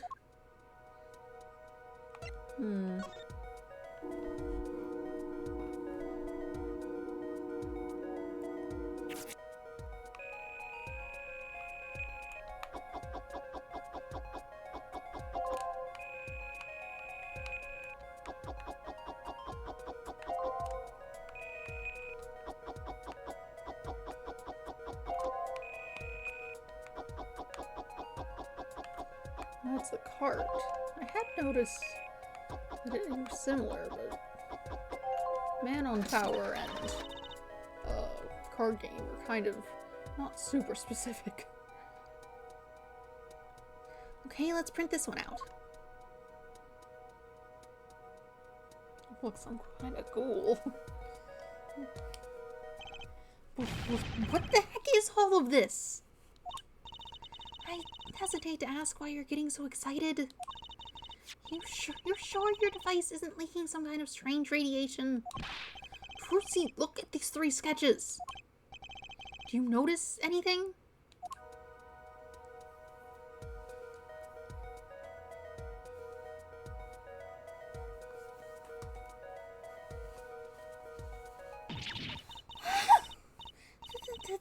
There. Now you're both white as sheets. What's going on? These sketches are of the 3 cases I worked on. What? The murder in the poker room at the Borscht Bowl Club. The dead man pulling the noodle stand. And then the events that transpired during the Gaviniers' concert. What could it mean? How could he have drawn those things, and why? That's what I want to know. Wait, this Drew Misham. Your father? Give me a break! Does that even seem remotely possible to you? I'd never even heard of any true Misham before. I hadn't even seen a picture of him. There were my cases, drawn on his canvas. Every single one of them. It couldn't have been a coincidence. Just who was this Drew Misham? And what did he have to do with me? Aren't any other in progress or shortly before completion things around? Because you only did the 3. It'd be interesting if you had other stuff around. What those might be.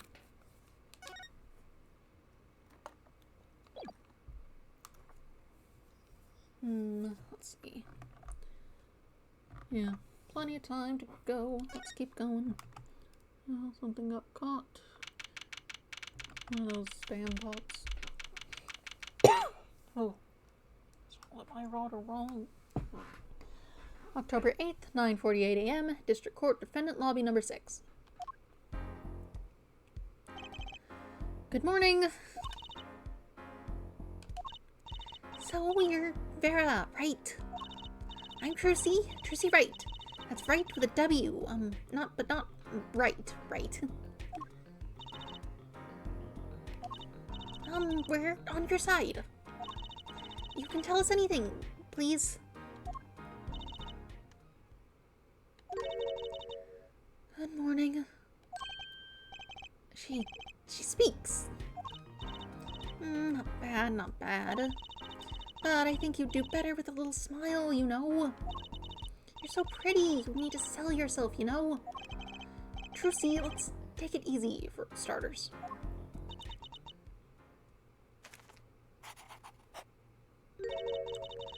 Thank you for taking my case.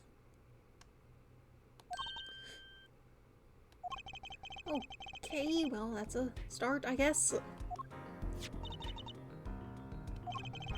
There she goes with the nail polish again. That's great, really. It's so cultured.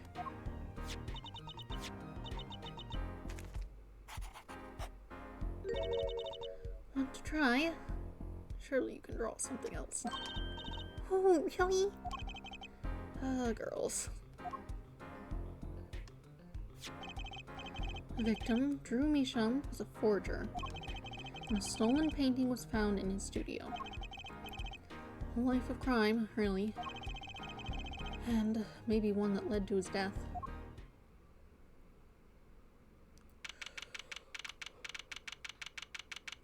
October 10th, 10 a.m., District Court, Courtroom number 3.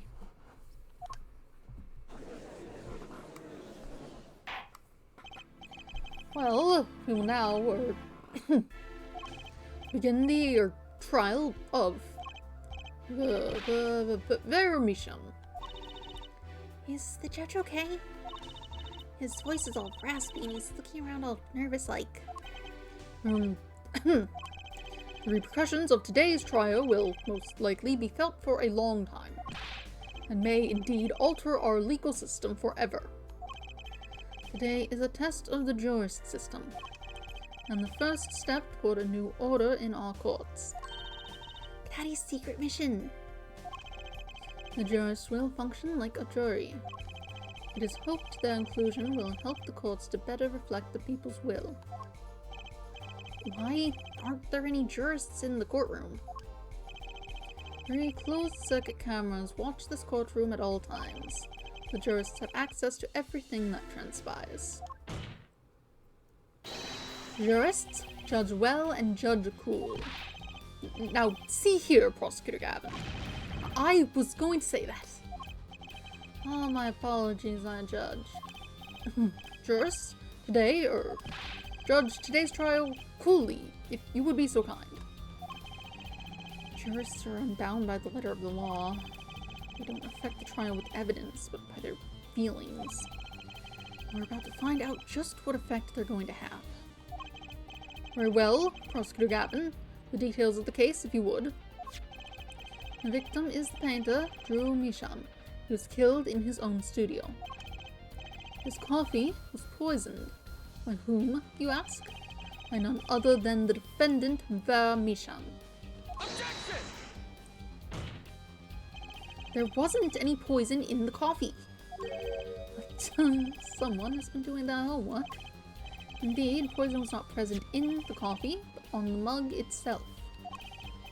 The mug? Residue was found on the rim. I see. The autopsy report describes the manner of our victim's death.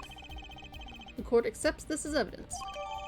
Michan's autopsy report added the court record: death by atroquinine poisoning, estimated time of death 9 to 9:30 p.m. According to this report, the victim's death was caused by atroquinine poisoning. A chemical compound that does not occur naturally. Lethal dosage is a mere 0.002 milligrams. A touch of atroquine in the body is the touch of a reaper's scythe. Very well, Prosecutor Gavin, you may present your witness. I have for you today a simple man for a simple case. A man who witnessed the murder in its entirety. A journalist, no doubt. The witness will state his name and occupation. Right. Well, for starters, my name's Spark Brushel. My job is a lone observer of the world. In other words, a freelance journalist, right? If you don't mind, I'd like to state something here for the record. Yes, Mr. Brushel? I dislike conclusions, specifically the aspect of jumping to conclusions. Preconceptions make Park Sandbox of endless desert waste, end quote. But you are a journalist. You said so yourself yesterday. Well, that's true, yes. But you must understand, I stand before you today, a man with a dream. I'm offering you my testimony in exchange for exclusive rights to the story. The scoop turns Mr. Brushel into that Mr. Brushel, end quote. Let's hear your testimony then, shall we? A simple case, Gavin? Me, the jury, is still out.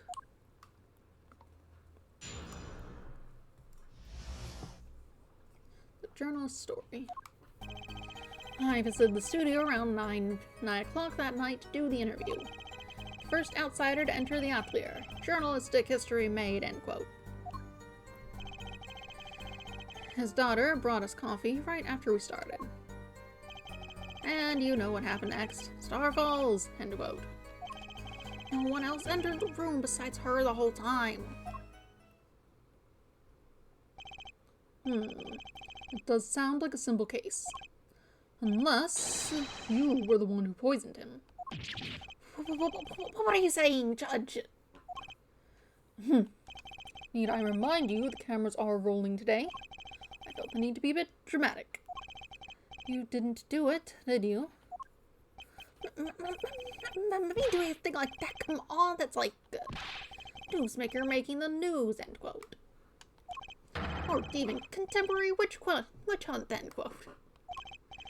I know, wild accusations for a courtroom, end quote. Rock indeed. Prosecutor Gavin sure looks like he's having fun. I'm so happy for him. Very well, Mr. Justice, your cross-examination, please.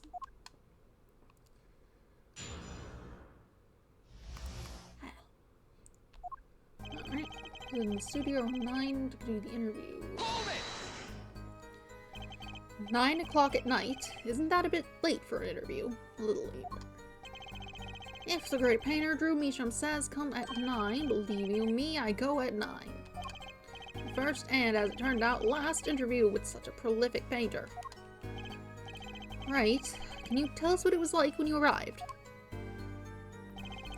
The first outsider to enter the atelier. Journalistic history made, end quote.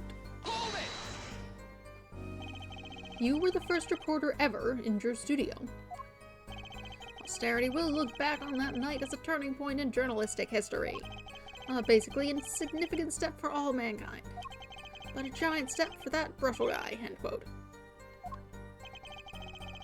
If no one on the outside ever had access to the studio, and it would serve to reason that the deed was done by an insider.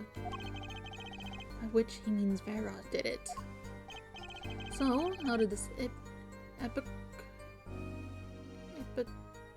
I don't actually know how to pronounce that word. Epic Mickey and Hugo. Whatever. Starter brought us coffee right after we started.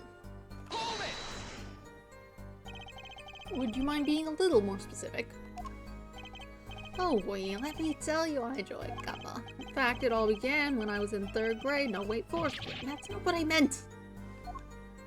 I believe I know what F-Head is driving at.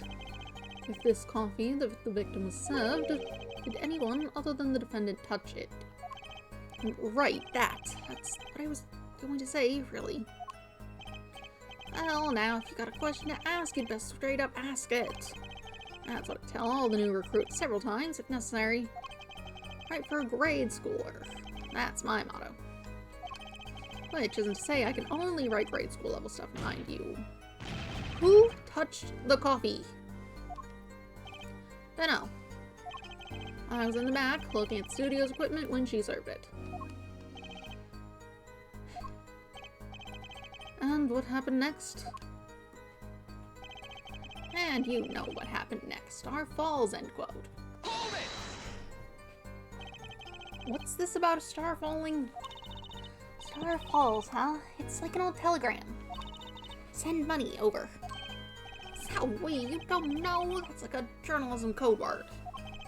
An important personage passes away, a star falls. Get it? There's no gravity in space, is there? Everyone thinks stars could fall, really. Does this matter? Oh boy, this is good stuff, good stuff. How about star breaks? Nah, lacks punch. I know, star dies. Nah, lacks imagination. Of course, you could go with Drew dies. Straight to the point. I like it. I think we're going to need to hear about something a little more substantial.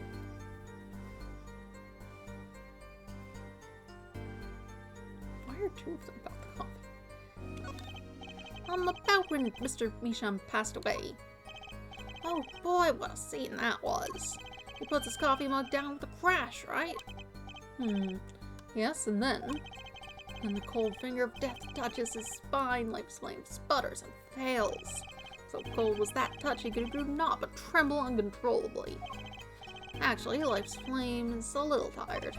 Life's river froze over? Yes, that's a go. I think he's starting his article already. Could you describe that a little more simply? Well, as you can imagine, I was pretty surprised.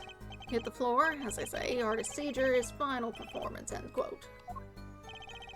Atroquinine paralyzes the central nervous system.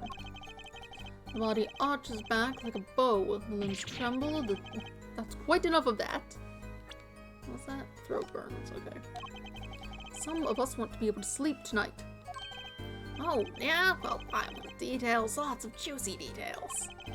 On that, you can listen to our last year's hit single, Atroquinine, My Love by the Gaviniers, available at all major music outlets. The point here is that the victim died of atroquinine poisoning. Well, Mr. Justice, how did you find that testimony? We need a timer. Well, as an account of the moment of the victim's death, I'd say it's very important. Please add it to the testimony. Very well, the court requests the witness add this account to his testimony. Spasms. That was definitely death by poison. You say it was definitely death by poison. How can you be so sure? That's not quite what I was getting at.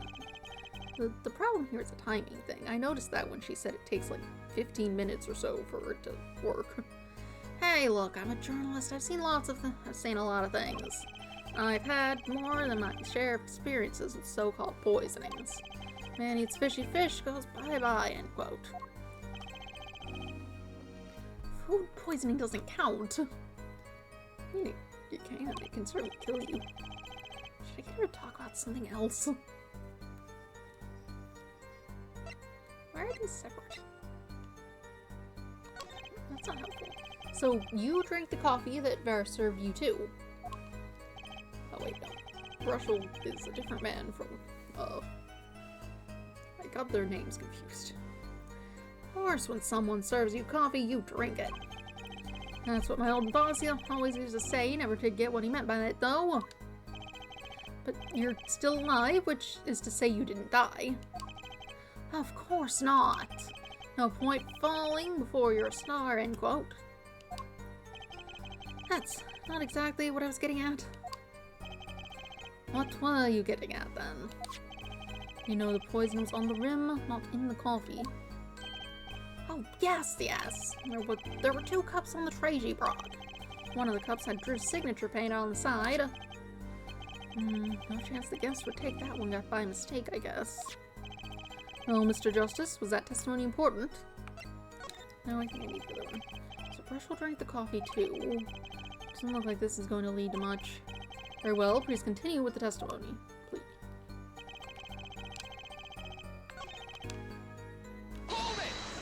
We need the other one.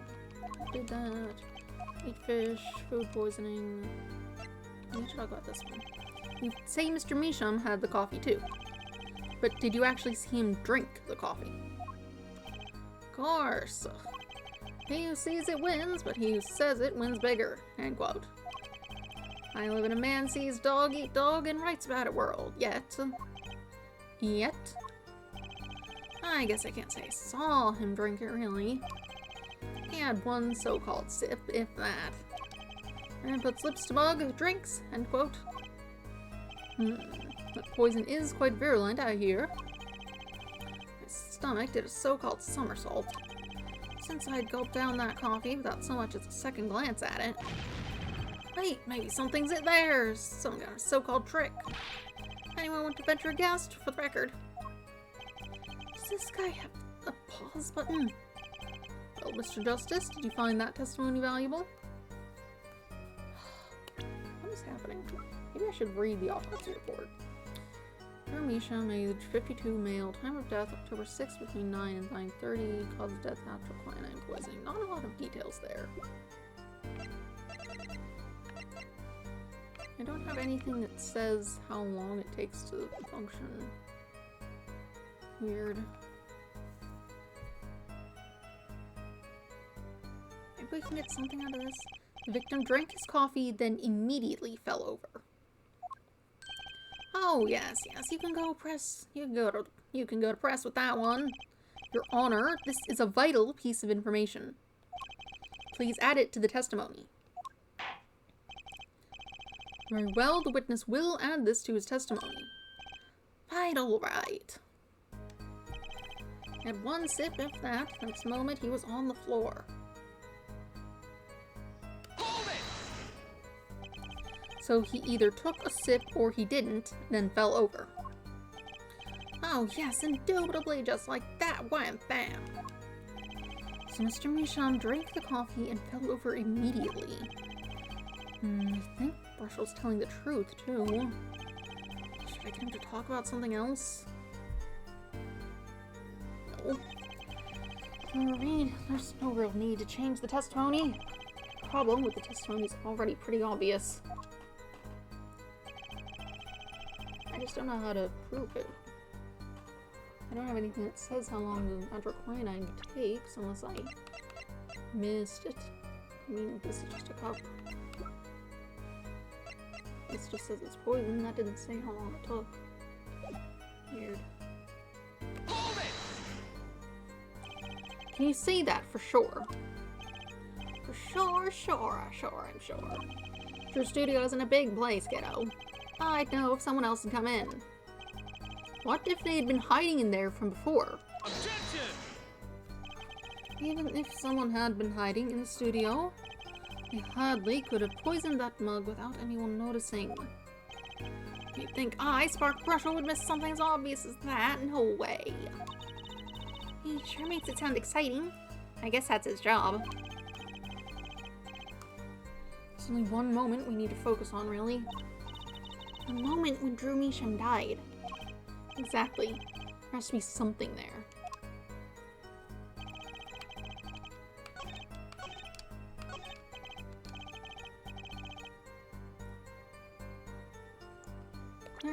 represents something with what?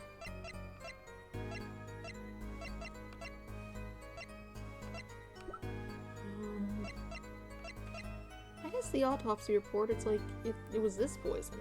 And then Apollo can go into further detail about how the poison works, specifically the time frame. Objection! No! Your Honor, that statement contradicts this evidence. It does. I don't see anything contradictory. Sure. How do I... Nothing says that. Nothing says how long it takes. One sip. And he fell on the floor. I heard you tried pressing it. Slow-acting deadly poison. Why does it say that on the cup? That's dumb. Objection! You know what? You know what I have a problem with? A particular property of the poison used, atroquinine. Oh, Prosecutor Gavin was quite clear about the poison. A lethal dosage of 0.002 milligrams paralyzes the central nervous system. If you drank that, even you, Mr. Justice, would be reduced to a quivering pile. Why are you using me as an example? Unfortunately, we weren't told everything. There was a vital omission in Prosecutor Gavin's information. An omission. Atroquinine is as virulent as he says, but death doesn't come upon ingestion, not immediately. That's because atroquinine is slow-acting. Slow-acting? What? According to one forensic scientist, it's one of the most virulent poisons, but is absorbed into the body astonishingly slowly. It takes at least 15 minutes from the time of ingestion for adverse effects to show. If we suppose that the moment Mr. Michon sipped the coffee was when he sealed his fate, then he would still have had time left to enjoy his last cup of joe. Okay. Order! What's the meaning of this? If what the defense says is correct, why, that contradicts the entire testimony we've just heard. Well, Mr. Burchell, anything to say on the record? Oh, acting. S-L-O-W-A-C-T. It was virulent, alright. And then it had already begun digging his claws into the journalist. He's working on his scoop. Objection! It's Brushel, yeah? Brussel. Let's take a trip back down memory lane. Huh? Did the victim really die the instant he took a sip? Think it over. This is vital. You know what I think? I think that was the not-so-subliminal suggestion, end quote. I admit it does cause a problem if he died when you say he died. I'd be forced to say a fouille into my simple case. And you would be forced to say farewell to your article. Come again? You can't write a story based on conjecture, can you? And as the case drags on, other reporters will pick up on the scent. And you'll be forced to kiss your exclusive scoop goodbye. Scoop. Gross. Look, just wait a second, okay? Just 1 second. We're waiting. Out with it. I think I just recalled a so-called important detail. Revival of recollection, end quote. A story survival, end quote. Attorney utterly confused, end quote. Actually, I did notice something when I visited the studio. I had heard poison that takes its sweet time, see? But not what I have been saying for the last few minutes, apparently. Mr. Brushel, are you saying you noticed something that explains what happened? You bet I am! The antidote for a poisonous contradiction, end quote, you might say. Or, I still have no idea what you're talking about, end quote, I might say. Figured it out, but only after an in-depth interview. See, thanks to my journalism skills, I know who poisoned that coffee. Order! Order! Order! As far as I can tell, the witness is standing by his testimony that Mr. Misham died the instant after he drank. Of course I'm standing by my testimony. I had my dream of exclusive rights to this story. Ugh, I suppose it was too much to hope for. What was? Of course he wouldn't choose a simple case, not him. Him? Phoenix Wright? Who else? Brussel, report for us if you would. What is it that you noticed?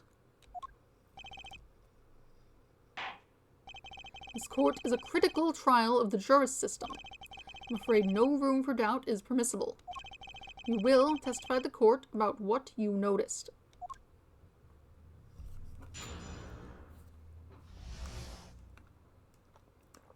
What Brussel noticed. When I arrived at the studio, Mr. Misham was at his desk. He seemed to be writing a letter, but he quickly sealed the envelope. Thought nothing of it at the time, of course. Now that I think about it, what if he was writing a suicide note? A suicide note. Yes, he had this look on his face. Man's face inscrutable as a quadratic equation, end quote. Suicide? Poor Mr. Misham. But that means Vera's innocent. Would someone commit suicide in the middle of an interview? Oh. Very well, you may begin your cross-examination.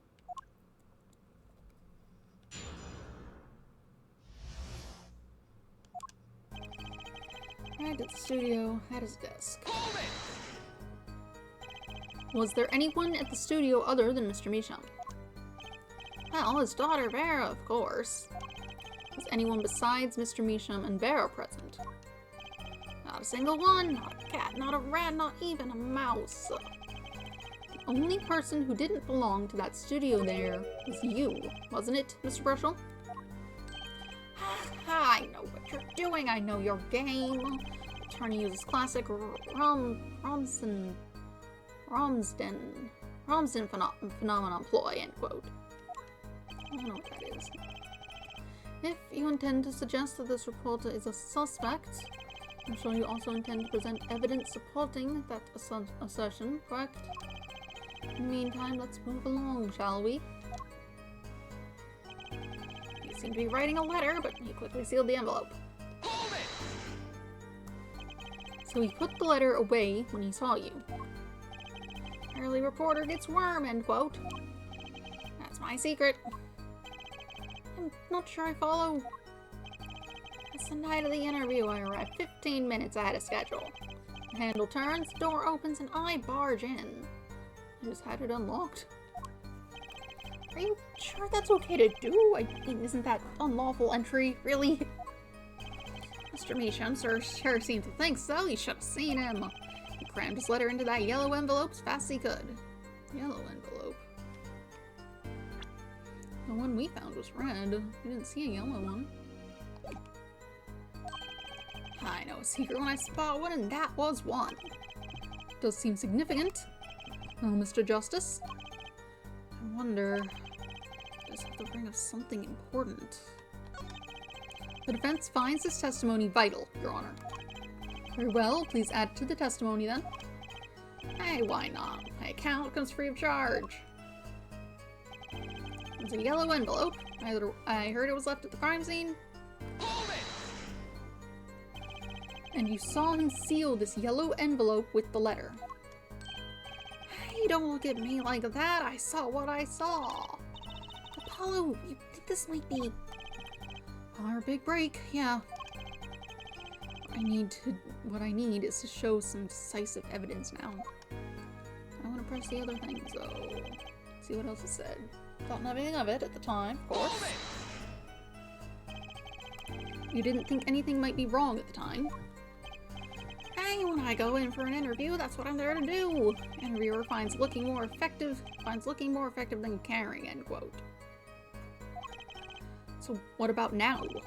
Thinking back on it, did you sense anything strange in Mr. Meacham's behavior? Oh, yeah? That's why I'm telling you all this to begin with. Very well, continue with your testimony. Now that I think about it, what if he was writing a suicide note? Hold it! A suicide note? Well, yeah, don't quote me or anything. I'm just saying it's a possibility, you know. So you didn't actually check the letter? Of course not, it was sealed. Contents of can unknown until can is opened, end quote. You can always check the label.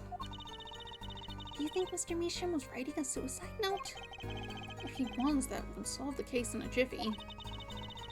It kinda makes me wonder about that letter. At his desk, write a letter, yellow envelope. We only found this red envelope. It's even said in the title it's red. Guess in case you can't see the color of it. Objection!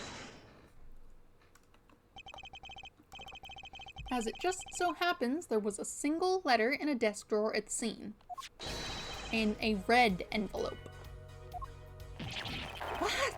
Ooh, don't do that, that's gross. Prosecutor Gavin. Yes, was a yellow envelope found at the scene of the crime? Unfortunately, no, but a forehead. It's easy to mistake the color of an envelope.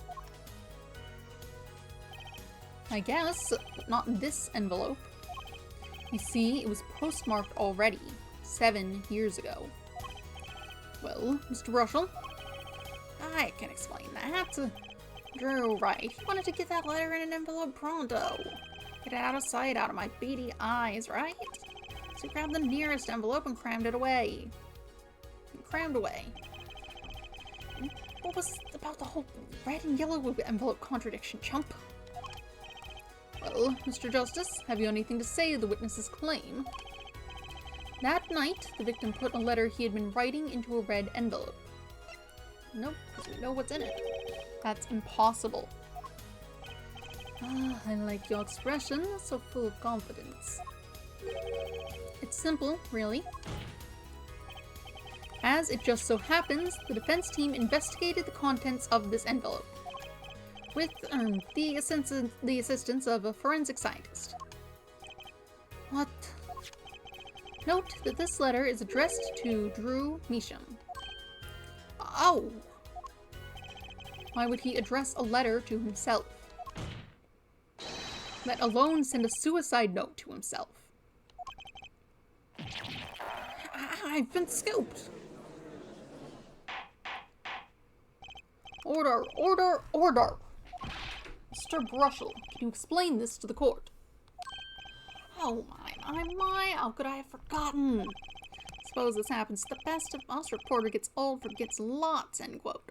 I'm still waiting for an explanation, Mr. Brushel. Well, that's the thing, see? After he put his letter in that envelope, Mr. Meacham sat there searching his desk drawer for something. His desk drawer? As a stamp, a so-called postage stamp, end quote. What stamp? Whatever for? Well, to mail his letter, what else? And then, I think I saw him put it in his letterbox. Yes, it was a yellow envelope, and he put it in that box. Well, apparently this yellow letter has nothing to do with... Oh, but how I wish it did. Just think, if that were a suicide note, what a story. Saw write suicide note in front of reporter, falls, end quote. As I was saying, that has nothing to do with this case. That said, yes, Your Honor? It makes me wonder about the contents of that red envelope.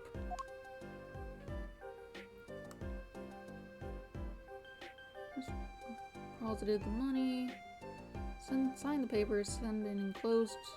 With the stamp. $100,000 is quite a good deal of money. So, this was from 7 years ago, yeah?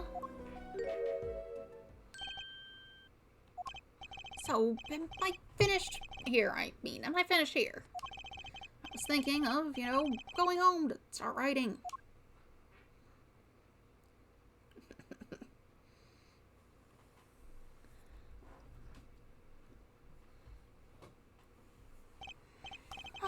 I hate to state what should be pretty obvious to anyone, but when you catch the scent of a story, you make that, or rather, unique face.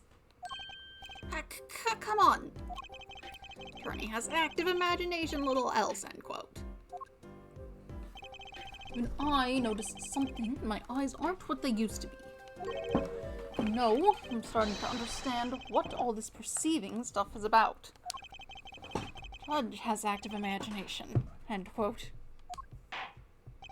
Please continue with your testimony. Tell us about the scent of story. I'm the one asking the questions here, usually.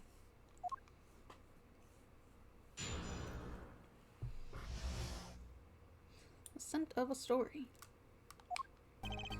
Actually, it took a bit of work to get a thumbs up on the interview. Everything's still good. Yeah, looks fine. Reporter leverages story, gets his interview, end quote. The story concerned a certain case from 7 years ago. That red envelope probably had something to do with it. Say what you will, but Drew's talent was without compare. So you threatened to go to the press with this story. That's how you got your interview. Blackmail. Well, yes. I mean, no. It wasn't exactly black. I mean, I'm not... Something wrong, Mr. Brushel? Look. This is my story, my tidbit. Journalist info is livelihood, end quote. I see. Oh, you have me chatting away in here. What's going on out there? What if some Wally Wordsworth or Sally Scooper gets wind of my story? I could be going to press while I'm going to waste. The court feels your pain, Mr. Brushel. Mr. Justice, let's pick up the pace. Certain case 7 years ago. Wait, 7 years ago?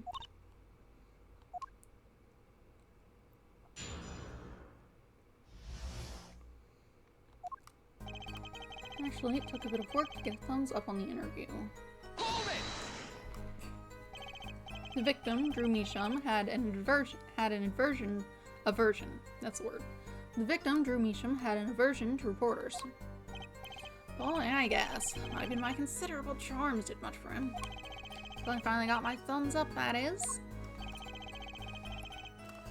Maybe you can elaborate a bit on that a bit for us? Porter leverages story, gets his interview, end quote.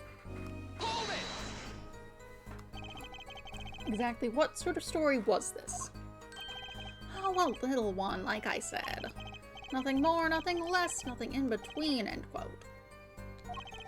I might have suggested I had a lead on this particular story, but I didn't threaten or cajole or nothing, honest. So the suggestion was enough to get an interview. Mr. Measham must have really wanted to keep it under wraps. The story concerned a certain case from 7 years ago. A certain case 7 years ago. Tell us, what case? Let me state one thing, Mr. Attorney, and you can quote me on this. I can't talk about that case. Why not? It's about journalistic pride and staunchness and credibility and connections. Journalist reveals sources only over his dead body, end quote. So what'll it be? Gonna strangle me? Dead men don't tell tales, Mr. Attorney. He sounds pretty determined not to talk. Our chances of breaking his will aren't looking good. That red envelope probably had something to do with it.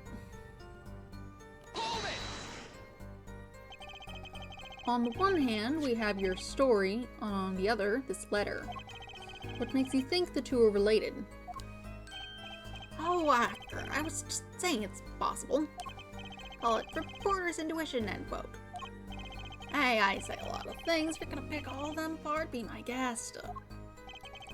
All of them? No, just the incredibly suspicious ones. I see anything else to add about Mr. Measham. Say what you will, but Drew's talent was without compare. Just how amazing was Mr. Measham's talent? Oh, wait, boy, hey, he's a star, man, a star. The flow of his brush is like a great undulating river across the canvas. Artist paints light up studio like sun. End quote. This guy is full of wacky gestures. That one just now was wackier than usual. Looks kind of nervous to me, Apollo. Definitely. It sounds like something different than before here. Maybe it's time to bring out you-know-what. Testimony left a bad taste in my mouth. It all makes sense. Nothing jumps out as ridiculous. I wonder what this story he's talking about is. It must have been good to get an interview with a famous recluse like that. Something powerful enough to drag Drew Measham out of hiding. I wonder... maybe it had something to do with Mr. Measham's art?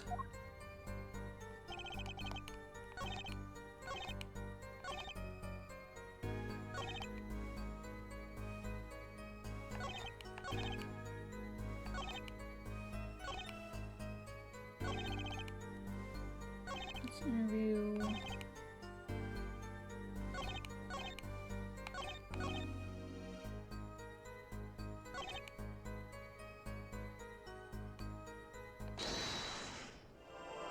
I know who's forging things. Is this anything?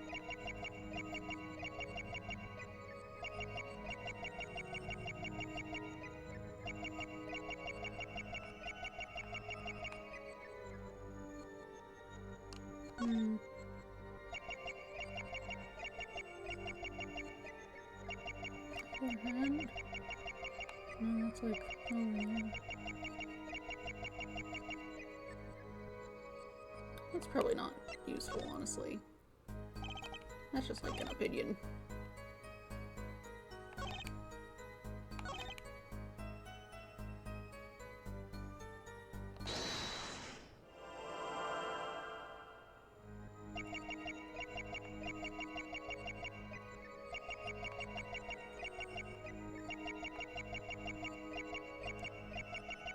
We don't have hands in this.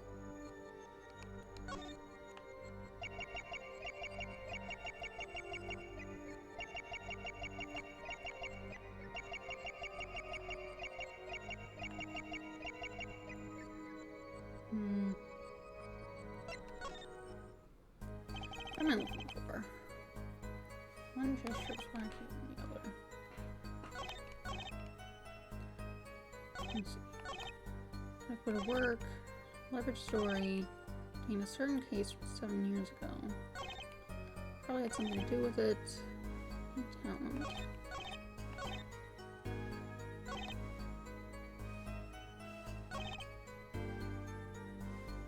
I'm not really using the sprite in anything else, but I'm not sure that indicates anything particularly.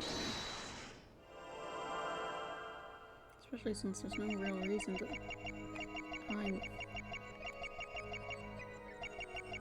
your face, actually.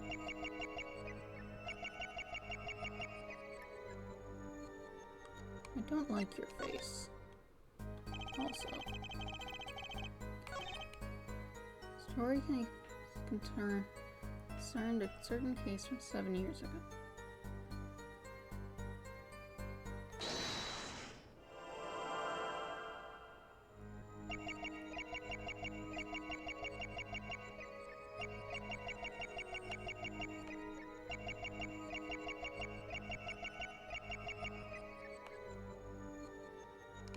Let me see here.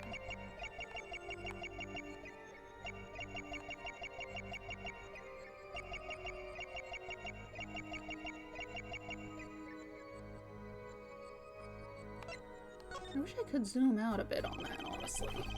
That's so close up. I guess you need to see the details, but my screen is big enough that I can, like, see the details. It's fine.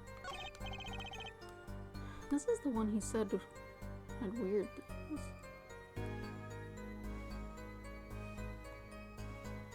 I suppose the case is probably the forgery.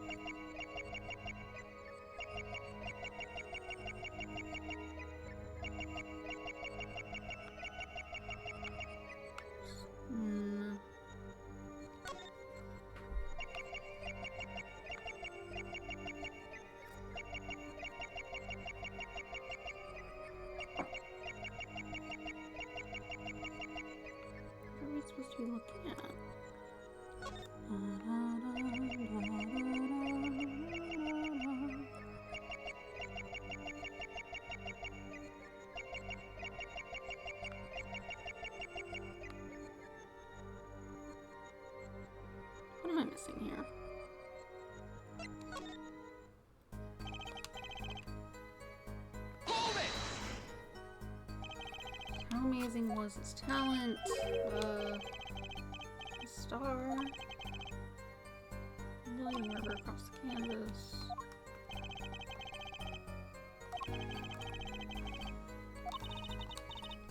It definitely seems like it's supposed to be that one, but what else?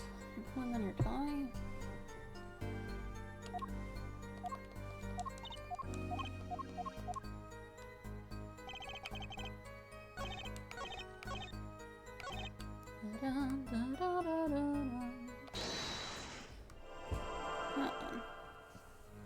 What are we working with here?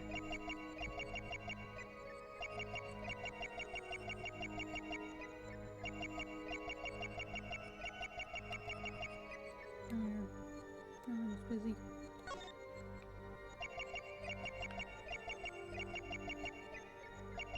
Just weirdly stand out. Bunch of stuff in your pocket. It doesn't seem like it.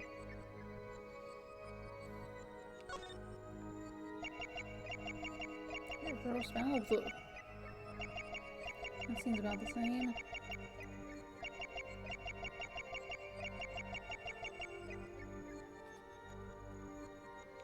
Can I zoom out? No.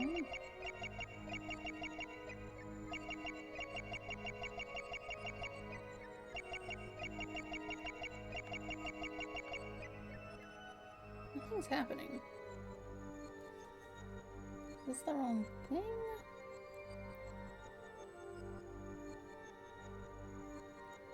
What else is he even doing?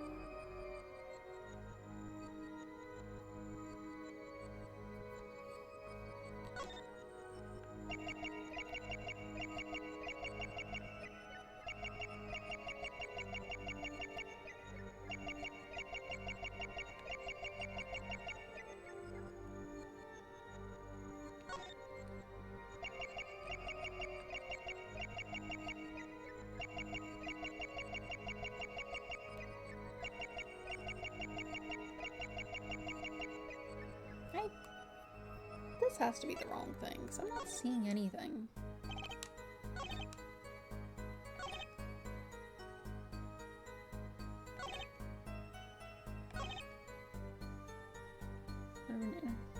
Or to get interview in a case 7 years ago. Probably had something to do with it.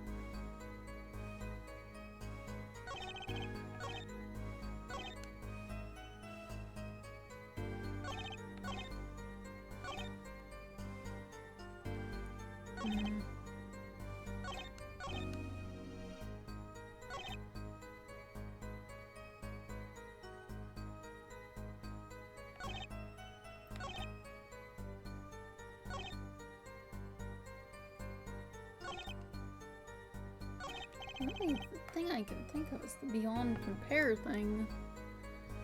Because, like, he's doing forgery. So there's comparisons to be made. I'm busy. Hold on.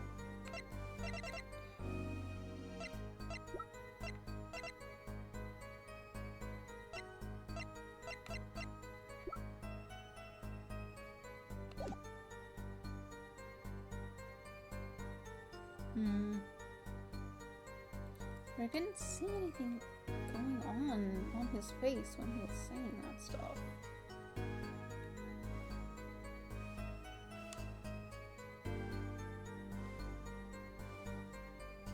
I don't look that close at all. Wouldn't that be annoying? Like, what else is there?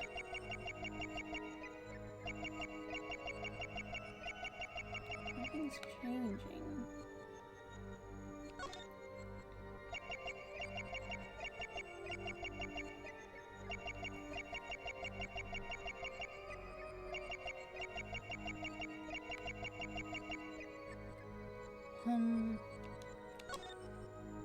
I wish I could zoom out. This is so close. Like,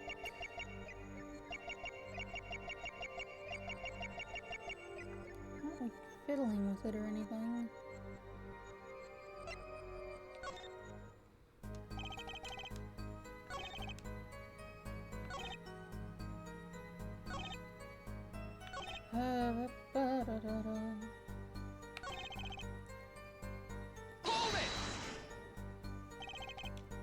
sort of story. One, not much. Titus just got a lead, no threatening. That doesn't sound like it. Anything you'd want to light on. Not really, not like that.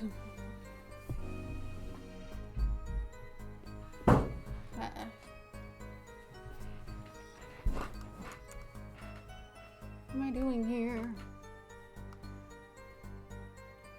Certain case from 7 years ago.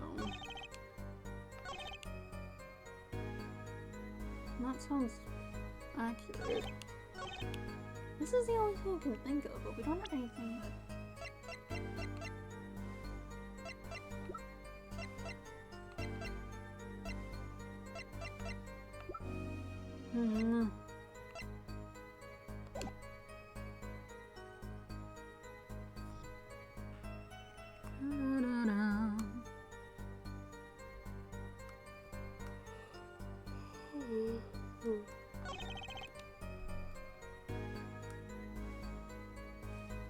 Has something to do with it? I mean, like, it probably did.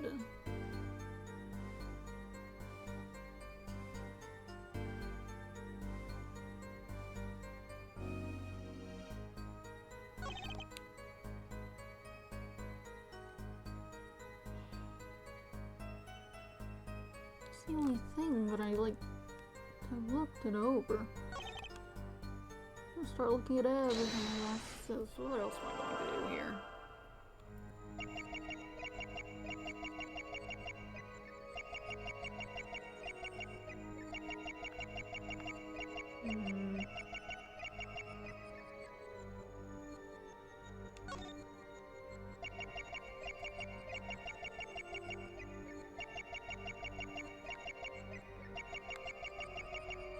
Don't really have any other body parts to be seen.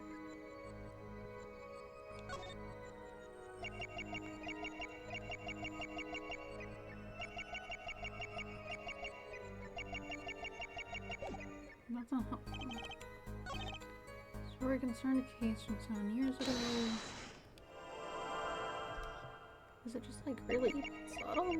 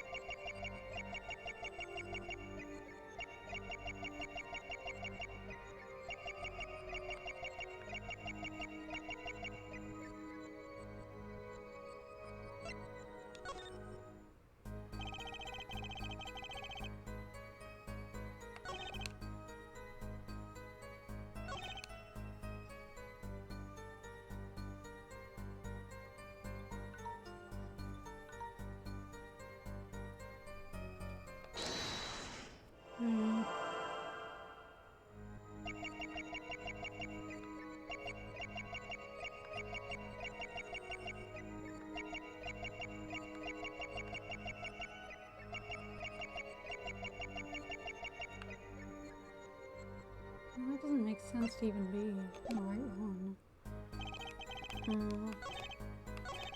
I'm going to be annoyed. This is the thing that it should be, because that makes the most sense.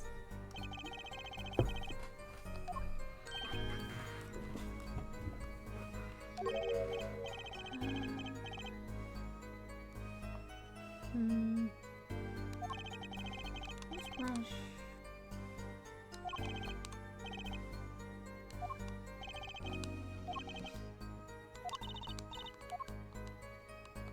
This is something different, right?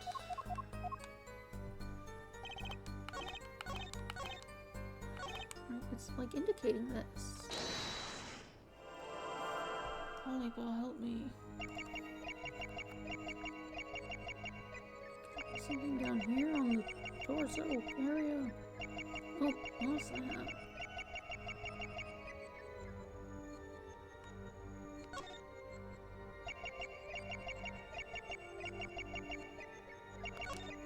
Gross. Gotcha!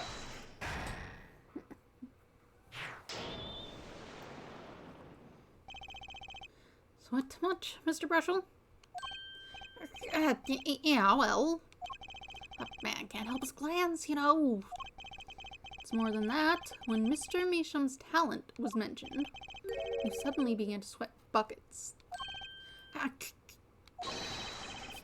You're hiding something about his talent. What? That's ridiculous.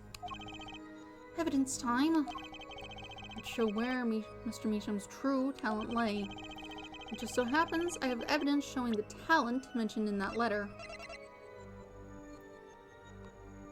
The stolen painting? Take that! This painting was found in Mr. Meesham's studio. There are two problems with this painting. The first is it wasn't painted by Mr. Meesham. The second is that there was another painting in the studio which looked exactly like this one, except it was only half done. Then we have a letter discussing a payment of $100,000, which suggests a certain business operation. The business of making forgeries. I hate that.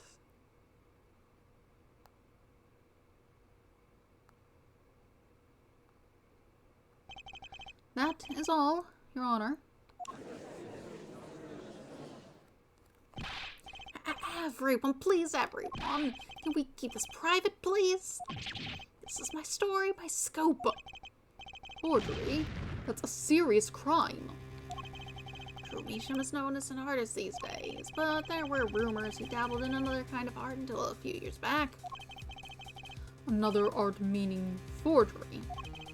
True, Meesham was talented, alright. Talented at making precise, detailed fakes. The fact that certain criminal elements were quick to discover. Criminal elements? What? You can't seriously be talking about... Exactly. I'm talking about forging evidence. The rumor started circulating 7 years ago. 7 years ago? So are we to understand that this letter, this payment of $100,000 was for? Exactly. Forged evidence nets tidy profit, end quote. Order, order, order! Why, it's like our victim was living a double life. This is my chance. So the victim had ties to the criminal world, right? He could have had plenty of enemies we know nothing about. Objection! This is my first time hearing of this criminal world. We certainly found no criminal connections when we conducted our investigation. Objection! But how do you explain all this money? Give me a minute. You have to admit there's a possibility of some illegal activity here. Objection! But there is no proof tying this letter to our case. Our case was and remains simple from the beginning. Only the defendant could have poisoned the mug that night. And you, of course. Hey, the only thing I poisoned is my pen when I'm writing reviews. Mr. Brushel, your testimony to this point has been quite unreliable. It doesn't speak well of your reporting acumen. What are you talking about? My journalism's rock solid journalism, so solid you could stand an elephant on it, end quote. In any case, let's hear a summarized recap of your testimony. If we can ascertain the situation in that studio from the recap, the trial is over. Apollo, what's he talking about? The cross-examination showed Mr. Brushel didn't have reason or means to poison him. As long as there's no other suspects. And the killer had to be Vera, that's what. This next testimony is our last chance. Mr. Brushel, your testimony, please.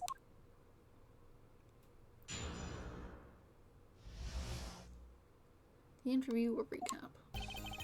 The only other person in that studio that night was the defendant. It was Vera who poured the coffee. She's admitted as much herself. The only thing that touched Drew's lips during the interview was that mug. And nothing left that studio after he died. Nothing. Clearly, the only one who could have poisoned him was his daughter. Nice testimony. Clear, succinct, and without room for doubt. Aw, shucks. You really think so? I believe that clarifies the situation that night. Very well, Mr. Justice, you may begin your final cross-examination. Right. I still have one trump card left to play. I won't let this trial end until I use it.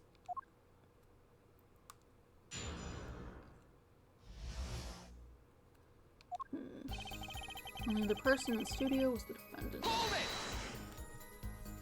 But that doesn't prove Vera poisoned it. Objection! How many times have we heard that on our forehead? The poison reached its victim via that coffee mug. And from where did that coffee mug come from? Not to beat a dead horse again and again, but perhaps you could fill us in? I'm on it. You need a horse beat? I'm your man. It was Vera who poured the coffee. She's admitted as much herself. Hold it! And you witnessed her pouring the coffee? Of course I didn't witness it when she came in with that tray. Coffee was already poured and steaming. Let us not forget, the defendant has admitted to pouring the coffee herself. I heard her statement. I poured, I served, and I killed. What? That last part was just a little joke. I don't think I'm going to get anywhere with this coffee mug. Need to find another weak spot in this case. The only thing that touched Drew's lips during the interview was that mug. Hold it! You're sure about that? Well, to be really, really precise, I was busy gobbling mint candies the whole time. One of those candies might have been poisoned. Yet, at the time of the autopsy, no fresh fragrance of mint filled the room. No mint residue was found. It was a long shot anyway. Don't tell me you're still trying to prove this. You think the victim ate, drank, or otherwise ingested something other than coffee. Well, Mr. Justice, if you have some proof... Possibility is there. I can feel it. Just maybe not prove it. Not yet. Impossibility isn't going to cut it. Not now. Mr. Measham ingested that poison via a route other than that coffee. I don't have anything. I have this frame. That's not overly helpful, but it's something. I don't think he's going around licking the frame. Oh, dog. Once I get through this cross-examination, I will have to feed the dog. Not yet. It can't be proven.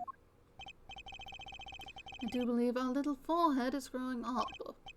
Pity we like the rash youthful forehead best. Another hole in this case that needs plugging before I can prove anything. But first things first, I better uncover a weak spot before I try to strike again. On with the cross-examination. Nothing left that studio after he died. Nothing. Hold it! Not one thing, you're sure? Yep, sure as can be. Well, with one exception. One exception? What? Journalist Spark Brushel does interview. Leave studio. End quote.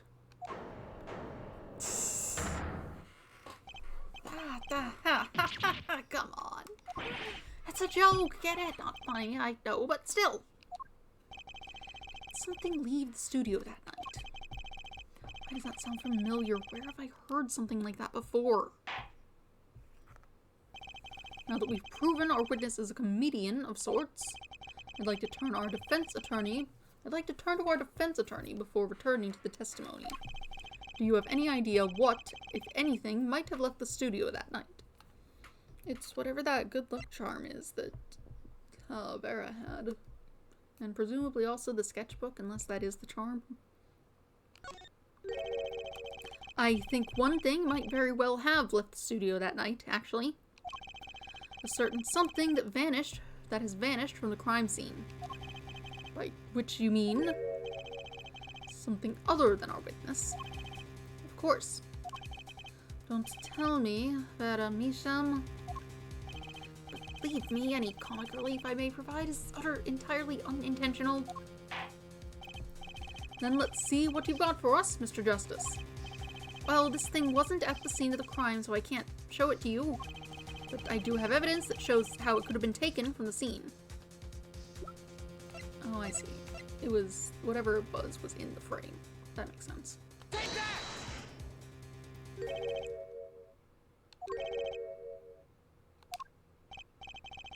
I find Prosecutor Gavin more amusing than this guy, really. If that was comic relief, then why do I not feel amused? I want evidence, not entertainment, Mr. Justice. Okay. There goes my career in stand-up. Well, this thing wasn't at the scene of the crime, so I can't show it to you. I do have evidence that shows how it could have been taken from the scene.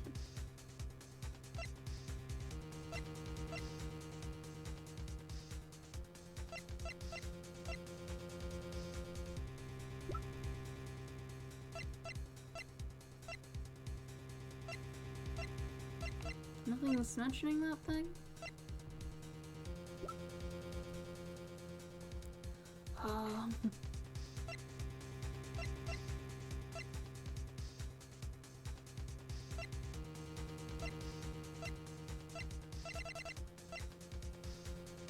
I don't have the Babel.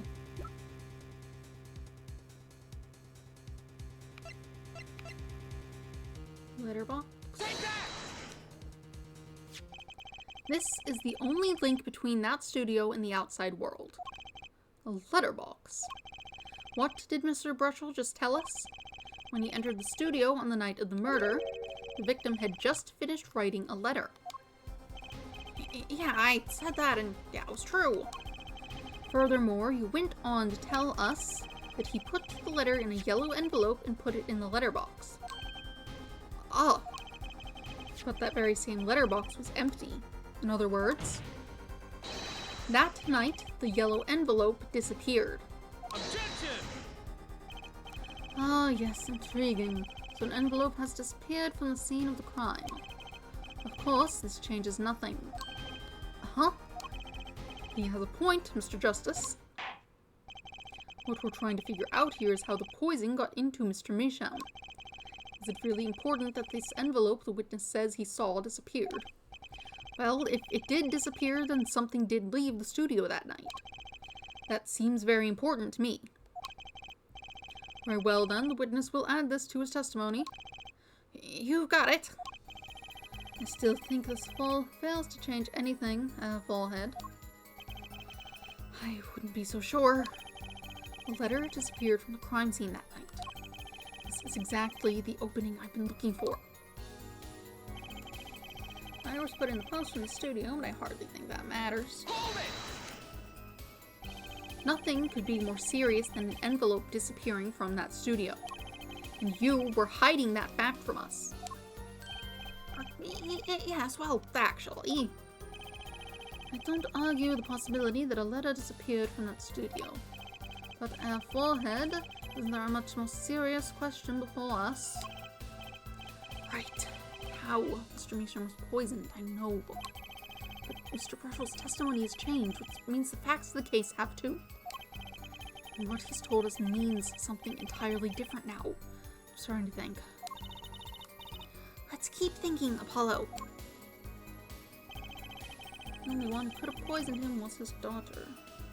Hold it! You say clearly, as though it were obvious. But this claim that the defendant poisoned the victim is merely conjecture. Yes, well, you see. My business is all about making the most ridiculous things out, right? A bad habit, I know.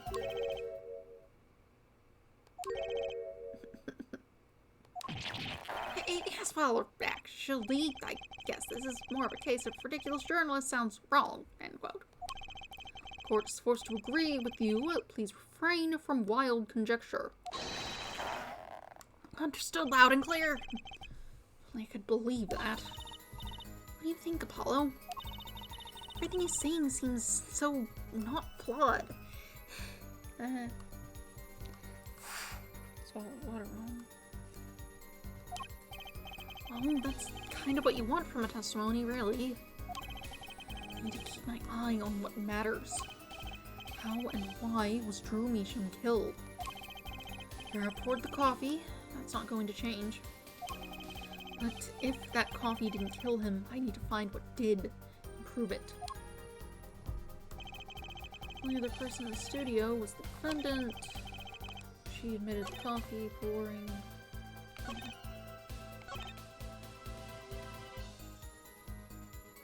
The letter. You're sure about that? Well, to be really, really precise, I was busy gobbling mint candies the whole time. One of those candies. Objection! Get to the point. Follow. The letter. He licked the letter to seal it. That's how you do that. You think the victim ate, drank, or otherwise ingested something other than coffee? Well, Mr. Justice, if you have some proof, the possibility is there. I can feel it. Just maybe not prove it. Not yet. This should say that now, right? No.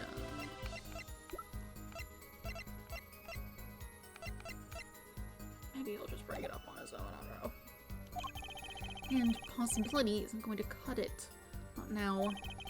Mr. Measham ingested that poison via a route other than that coffee. Proof is possible. Here goes nothing.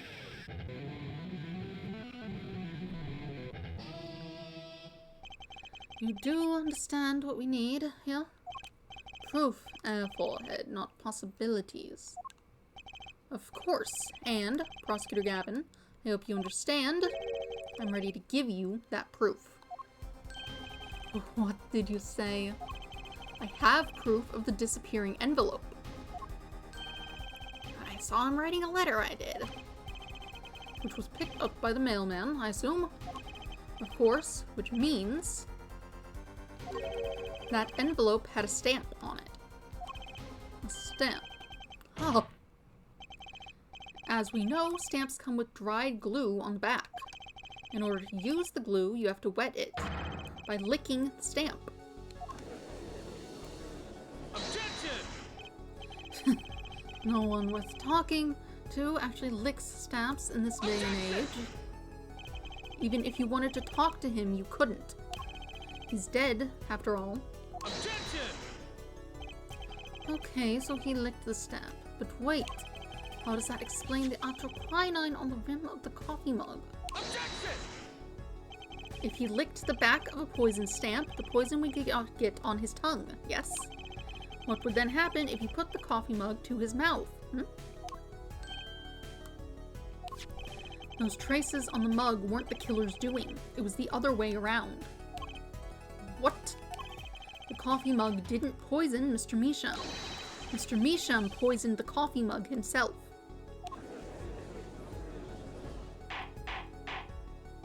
Order, order, order! But that doesn't... does it? Recall, if you would, atroquinine is a slow-acting poison, yes? The poison entered his body when he put the stamp on that envelope. But his time wasn't up until the very moment he touched his lips to that cup of joe.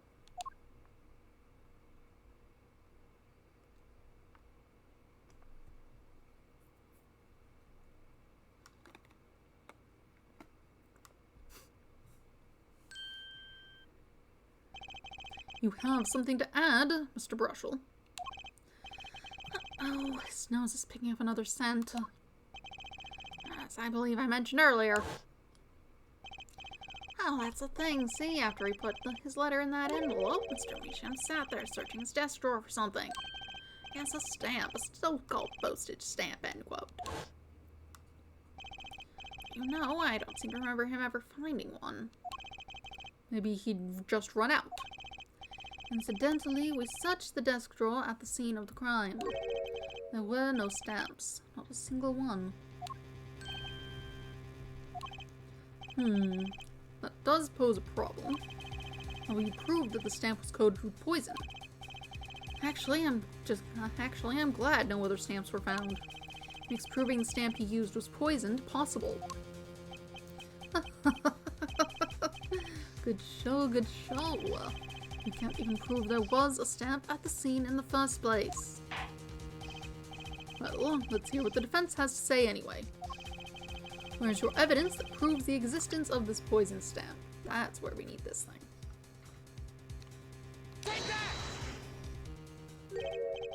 Well, that certainly is a cute little frame, and by little, I mean really little. It was on the victim's desk, Your Honor. Quite empty, as you can see for yourself. I noticed that too during my inspection. So what? Apparently you weren't as observant as you should have been. You see, when you saw this frame, it was missing something quite important. Missing something? Yes, a pale bluish stain on the inside of this frame. Atroquinine residue. What? Why wasn't I told about this? The frame is only 2 inches square. The face of the frame is even smaller. Maybe an inch wide at most. You aren't sane. Oh, but I am. Tell me, what fits in such a small frame? A commemorative stamp, perhaps? A commemorative stamp, perhaps? Order, order, order! The poison stamp was in this frame. Impossible. Prosecutor Gavin, why would he put something like that on his desk? Don't tell me he had it there so he could commit suicide if the mood struck. Now, didn't I say something I had a thought, see? What, Mr. Russell, and please stop chittering around like that. The victim was a forger, right? There's a lot of money in that line of work. Forger forgers friends, makes enemies too, end quote. So the poison stamp might have been a murder weapon aimed at him. Objection!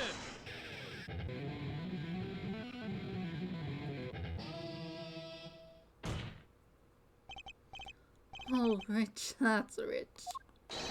Leave the ridiculous flights of fancy to the Gavanier's song lyrics, please. Finally, something we agree on. The stamp was a murder weapon. Nonsense. Murder is a simple business. Who would go to such lengths? No one. Oh, I disagree. Come again. Recall, if you would, the victim's reclusive lifestyle. Drew Measham hid from the world. He avoided meetings.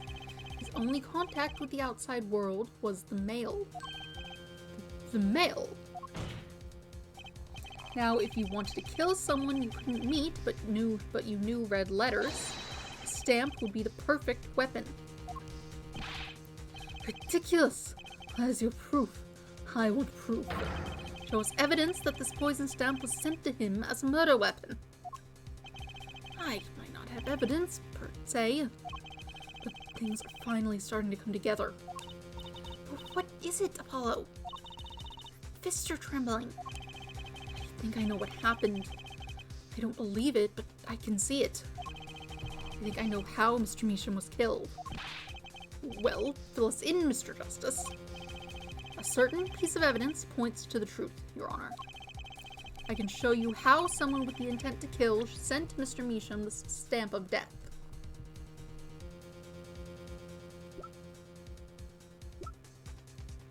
Oh yeah, this had a stamp enclosed, did it not? The enclosed stamp within 3 days, and then you super didn't do that. Take that!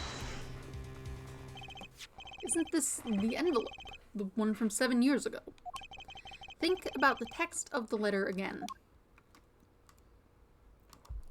Mr. Drew, there were 2 pages in the envelope. This is page 1. Mr. Drew Measham, I've deposited $100,000 in the designated account. Please send a receipt once you've confirmed the transfer. Sign the papers and send in the enclosed envelope with the enclosed stamp within 3 days. I need not remind you to speak of this to no one. And this is page 2. I want to draw your attention to one phrase in particular. Send in the enclosed envelope with the enclosed stamp within 3 days. The enclosed stamp, Your Honor. Enclosed stamp, Your Honor. Uh-huh. In other words, if I have it straight, stamp poison on the stamp, click, gasp, end quote. Now, what if he had done exactly as the letter asked? He would sign the document, put it in the envelope, and put the stamp on it, right? Then he would put it in his letterbox. 15 minutes wouldn't have elapsed between affixing the stamp and mailing the letter. But the clock started ticking, and when the time came, he drew his last breath. And the murder weapon would be taken away from the scene. Quite conveniently, thanks to the postal system.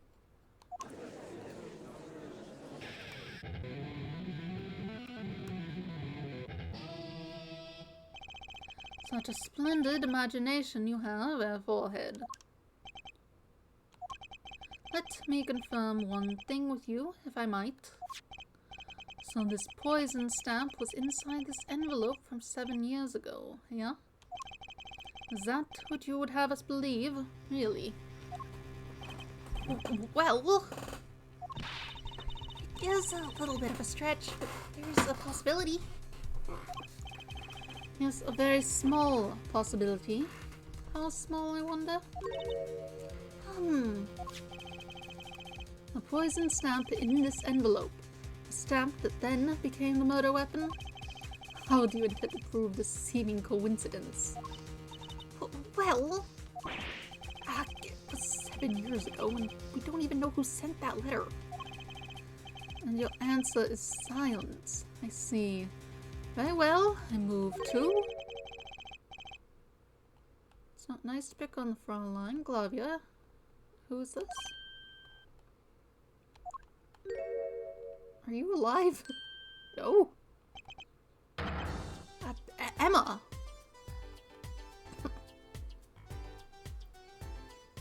He got sent to jail for murder. I guess he wouldn't be dead yet. It took a while for, what's her name to get the death sentence carried out.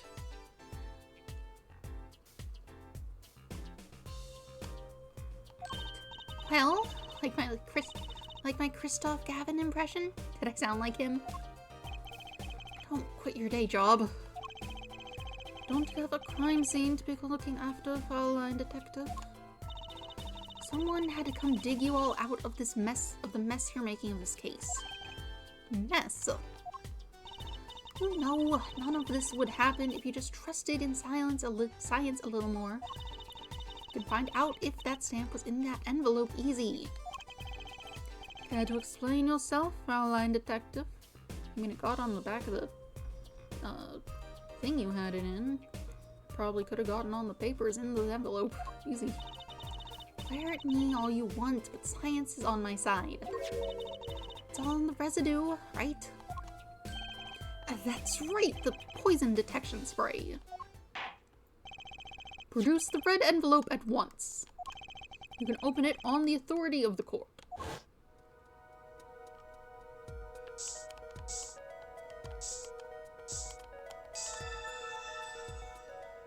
There it is. Something on my screen. Well, would you look at that? No mistaking it. That's atroquinine residue. I don't believe it. A murder weapon from the past. Now, 7 years later, it bears its fangs at last. Objection!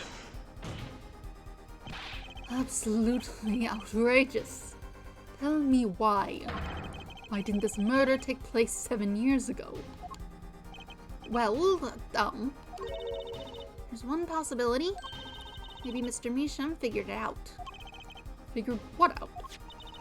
He realized that the person who sent that letter wanted him dead. So he sent his reply with a different stamp. And put his decisive evidence in a frame. But why would he use it later? You're still here. Can I make a statement here on the record? I spark razor toothbrush will claim the scoop is mine. Drew Measham killed in cold blood. By sender of 7-year-old letter, end quote. No, maybe something more succinct. Star falls after a 7-year delay, end quote. You're not helping. Order, order, order! I see no room for further argument here. Though I admit this is all coming as quite a shock, to think that the murder weapon reached his mouth after 7 years. Stamp his ticket straight to afterlife, end quote. Uh-oh, I think this is a bad influence on our judge. I see no need for further debate on this matter. The sender of that letter 7 years ago could hardly have been our defendant. Apollo! I think we just won. Very well, this court finds the defendant. Objection! Yeah, that's not what we're doing this time. We got a jury. Is this the bright future of our legal system? Prosecutor Gavin? A ticket to the afterlife from 7 years ago? Tickets for Gavineer's shows are invalid after 2 weeks. But it doesn't make sense any other way. It boggles my mind that so many people haven't noticed this. There's a fatal contradiction in Airforehead's claim. A contradiction? Does the poison degrade over time? The poison stamp was placed in this envelope 7 years ago, whereupon it was framed until now. If that's the case, then why would Drew Measham have done what he did? Emma explained that. He must have realized it was poisoned. He's talking about why he used it later. Then lies the rub. 7 years ago, the forger, Drew Measham, sensed a trap and put the stamp in a frame. I do not debate this. This begs the question. Why, 7 years later, did he use that stamp on the night of the murder? Ah! Surely you don't mean to suggest that Mr. Measham simply forgot. He put the murder weapon in a frame on his desk for 7 years and forgot. You expect us to believe he sprang the trap on himself? Doug.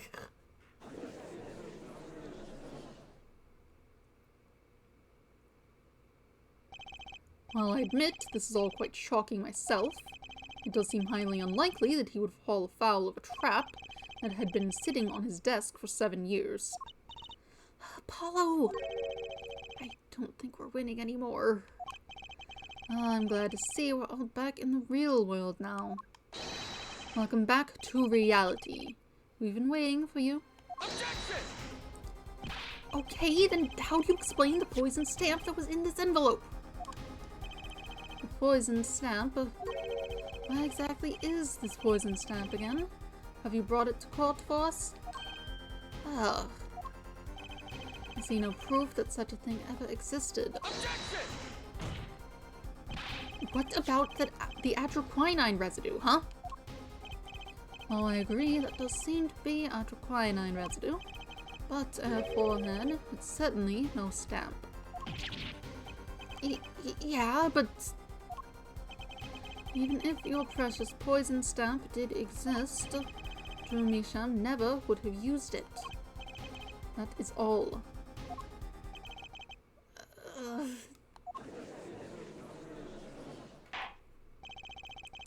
I believe we've come to a conclusion, again.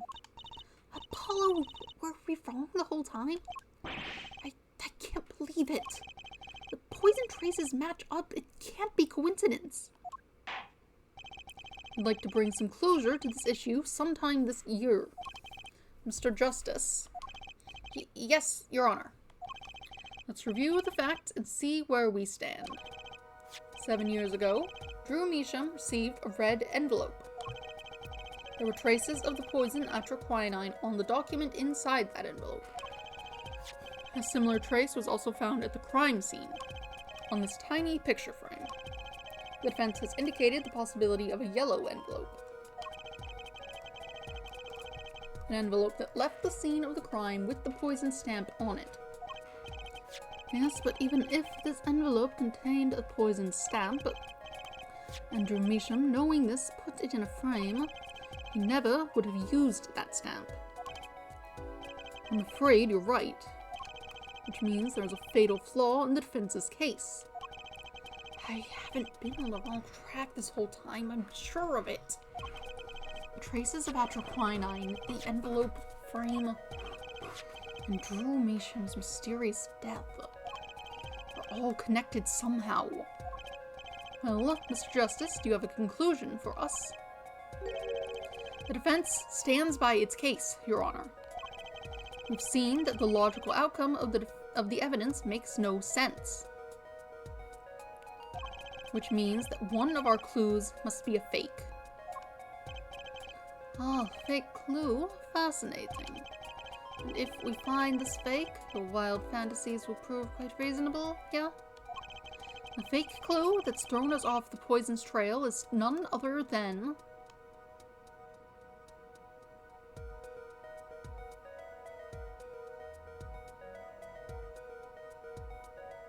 the envelope itself, maybe? It was postmarked for a while ago, but no indication of the actual documents within, necessarily. Or the... that wouldn't make sense for the frame. This red envelope is a fake. Without a doubt, Your Honor. Objection! Wasn't it you who presented this evidence to the court? Oh. Hold on a second, Apollo. The poison on that envelope, the frame, and the coffee mug are all connected somehow. Oh, right. I can hear it already. It looks like the fake was you, Airforehead. There's no time for wallowing in self-pity. Let's get thinking, Apollo. The fake clue that's thrown us off the poison trail. You're saying that it couldn't be him, could it? The victim was a fake clue? I'm afraid I don't understand. I'll explain. We have an envelope, a frame, and a mug linked by poison. That all makes sense. What doesn't make sense is the victim himself. Objection! Congratulations, you've completely lost me. So the fake evidence is none other than the master of fake himself, the forger. It's a good story, I'll give you that. The fake clue, fakes, forgeries. Ah! I know that face. That's the I just had an idea face. I don't know if I'm right, but I'm going with it anyway. Speaking of, don't know if you're right. Let's save. Well, no, please do that. What time is it? I didn't look at it. Oh, I need to feed the dog. The alarm went off a bit ago. I can't stop this. What if our forger is the fake? Come again? 7 years ago, our forger sniffed a trap and stepped aside. 7 years passed. Now the forger stumbles into that very same trap and dies. Why? That's what I want to know. Because the forger who was killed was a fake. Here we are again. The victim was a fake. Someone else? One forger smelled the trap. One forger fell into the trap. That's 2 forgers, and one of them was a fake.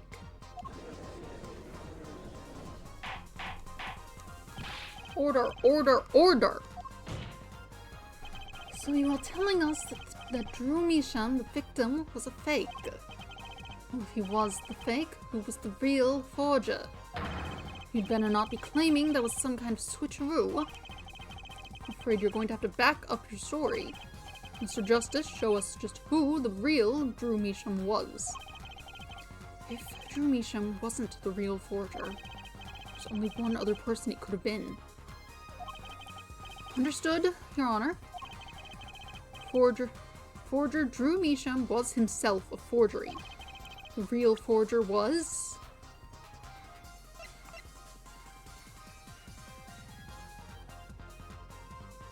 7 years ago would have been 12.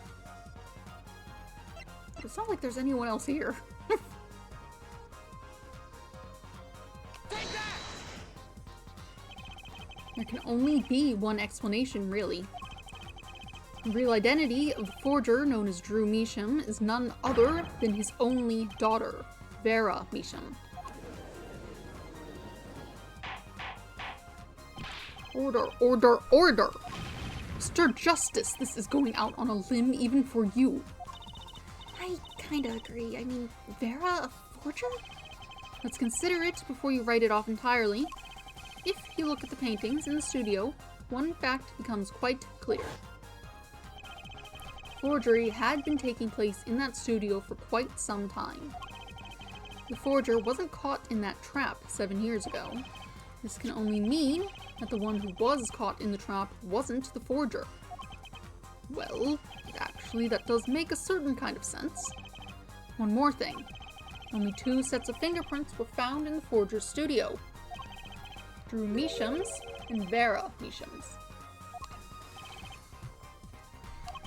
If we know that Drew Measham wasn't the forger, that leaves only one possibility by process of elimination. The forger was Vera Measham. Well,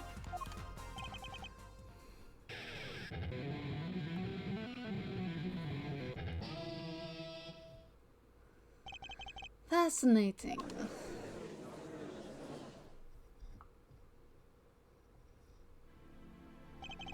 Vera Measham. You've been paying attention to the trial so far. Let's just ask her and be done with it, shall we? Who are you? Who is the forger, Drew Measham?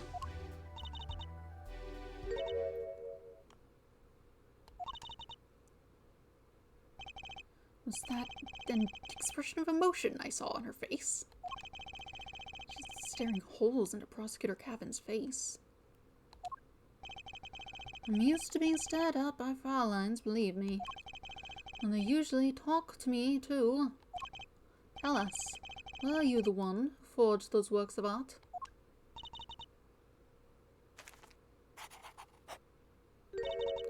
Yes.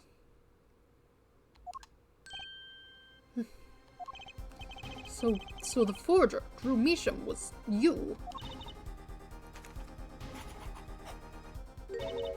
Yes, it was me. What? What?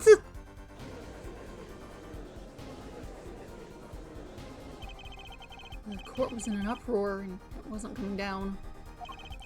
We had to break for a 10-minute recess.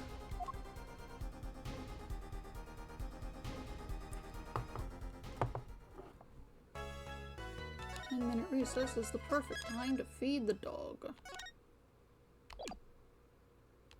Shall carry on. But first, the dog must be fed. And I'm gonna get some more water also. We'll be back in just a little bit.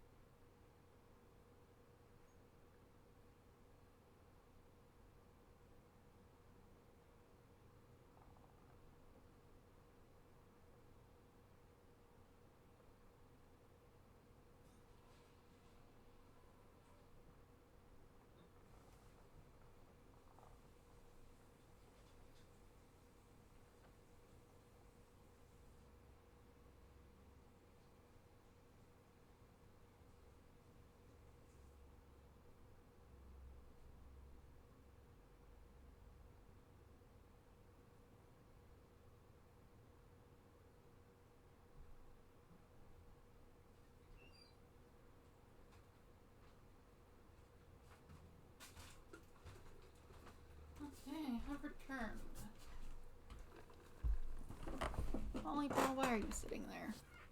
That isn't where you belong.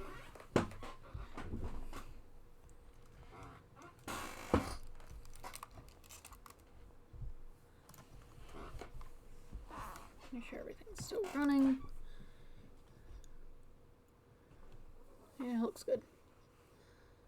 Audible, yes. Okay.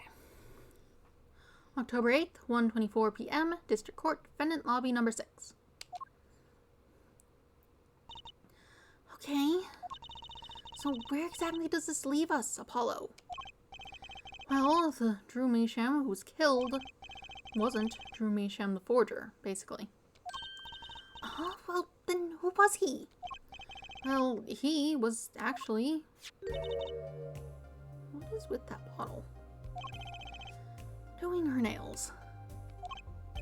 So you really made those forgeries?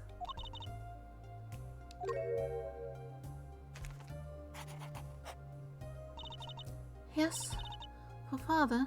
For father. Probably not. British. Yeah. I know it was wrong. Could you tell us how it happened? My father was a painter. I loved painting ever since I was a child. One day, father saw it in me. He saw that I had the talent. The talent for making forgeries? How should I say it? It's not only paintings I made. Given the materials, I could make anything. Anything. Father was so proud and I so happy. But in the end, I was making those. There are legitimate uses for an ability like that, like making display replicas for museums or something when the real thing is too delicate to have out. Stuff like that. Or just making copies of the old paintings that are like public domain or whatever, and just being like, yeah, it's a copy. You could hang the Mona Lisa above your fireplace. Have fun.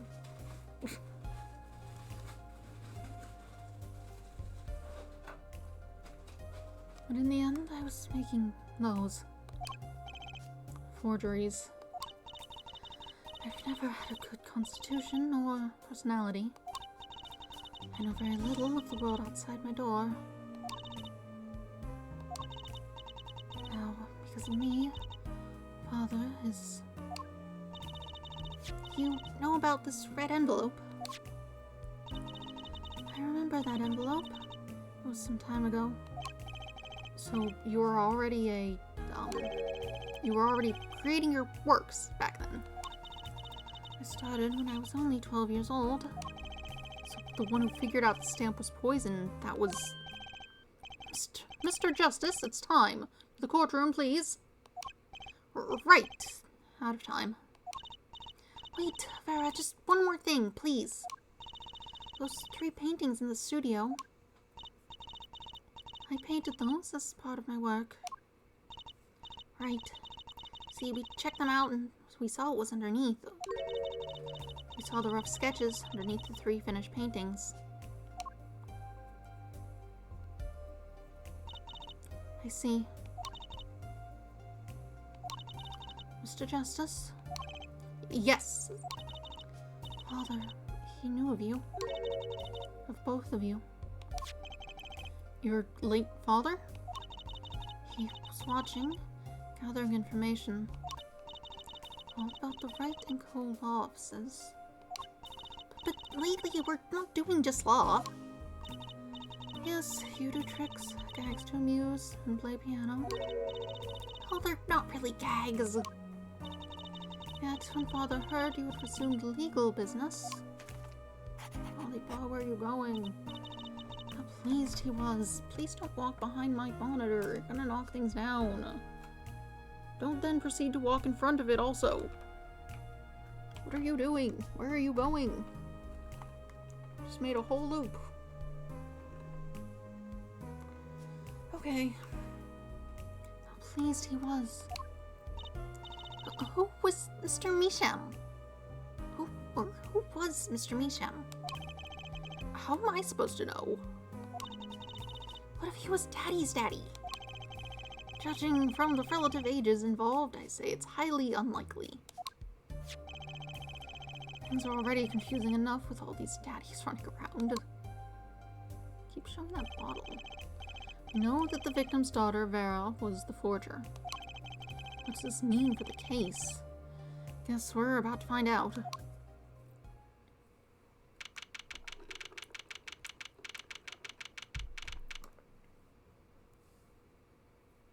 October 8th, 1:36 p.m., District Court, Courtroom Number 3.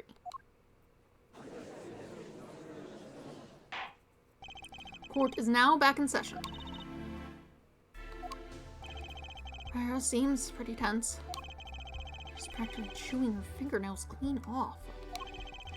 Perhaps you could begin by telling us how it all worked. How did you set up this Drew Misham forger persona?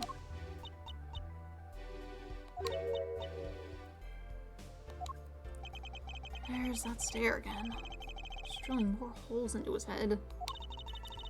I know it's hard for you, but hey, he's a handsome guy. What's hard? Very well, miss, if you would. Did you really make those detestable forgeries? Perhaps you'd rather answer my question. Were you the one who painted that painting? The remarkably similar one? Yes. I painted it, yes. Father praised me quite highly for it. So, she was the one who made the forgeries. Yet she did not wish to reveal the truth of their operation. So the victim was a stand-in, a decoy. To the world at large, he was the forger, not her. I've done a bad thing. I have, haven't I? Regardless, we need a little more information. About, for instance, this. You have seen this before, yeah? Yes, it was in the desk drawer. Very well, you may proceed with your testimony. Tell us everything you know about this envelope.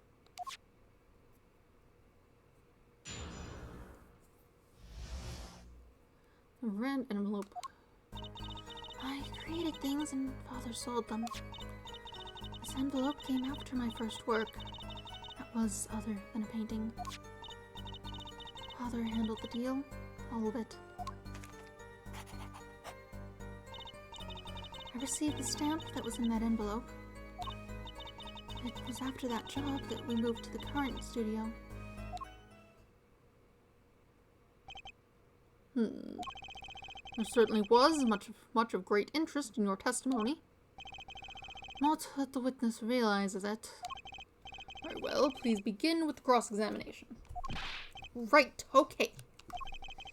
I need more information about this forger. It's Drew Misham.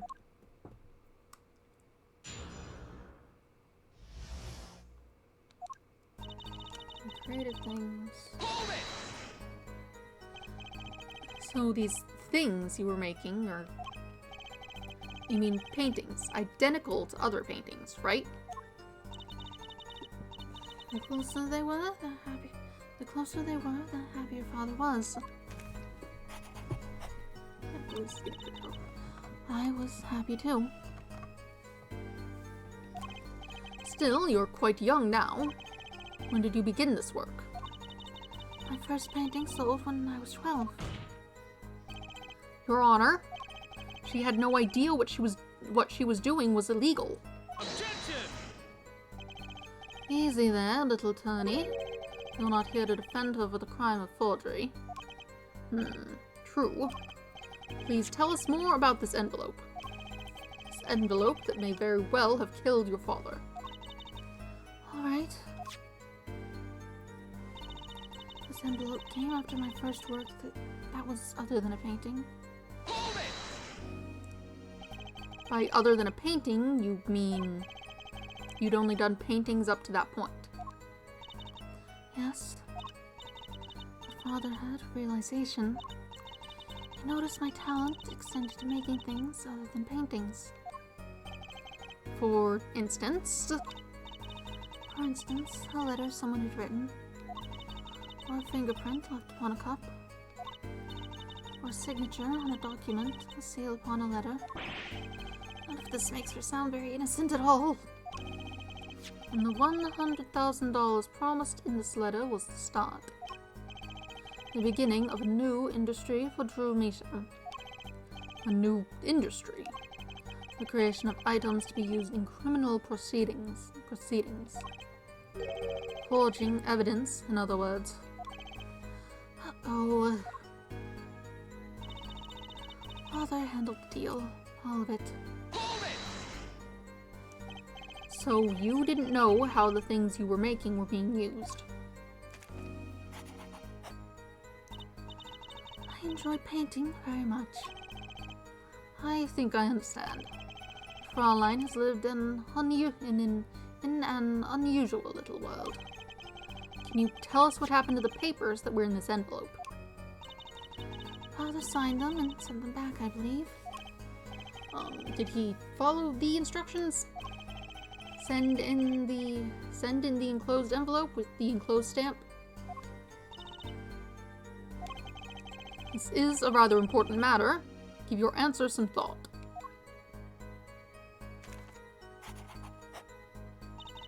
I received the stamp that was in that envelope.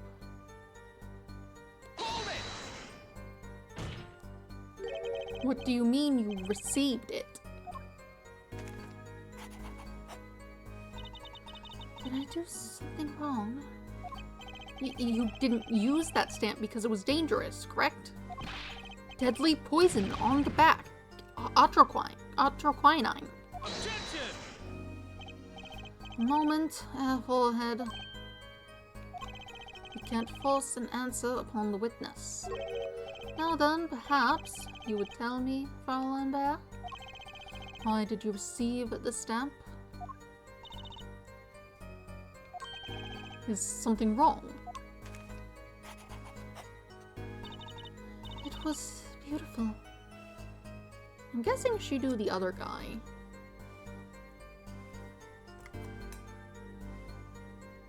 I wonder if he's one of the ones who wanted the forged evidence, maybe.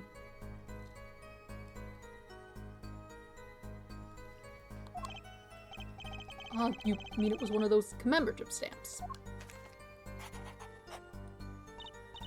Yes, I think it was. So you didn't know about the poison?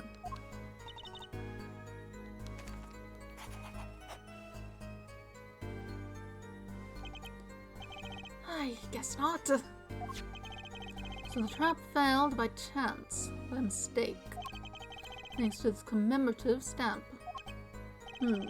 Quite the close call. It was after that job that we moved to the current studio. You might not have known she put it in there. You mean you moved to where the current Drew studio is? To where the current Drew studio is? Yes, we saw very few people there. I began drawing picture books. A single job had tied them to the criminal underworld. I think Mr. Misham wished to reduce their visibility in the world at large. When we had to meet someone for some reason, Father posed as the creator of the work. So that was the real essence of the artist Drew Misham.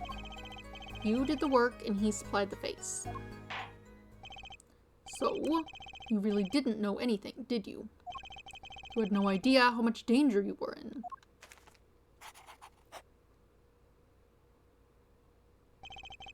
Apparently not. About this commemorative stamp. Could you tell us more about it?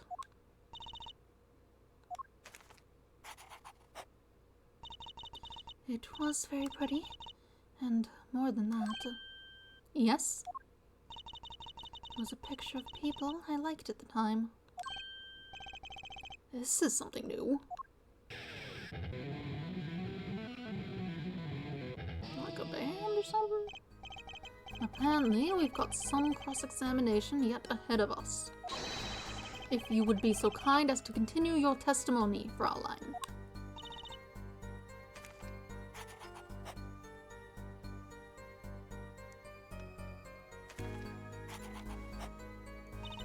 The stamp was a picture of my favorite magicians, so I kept it.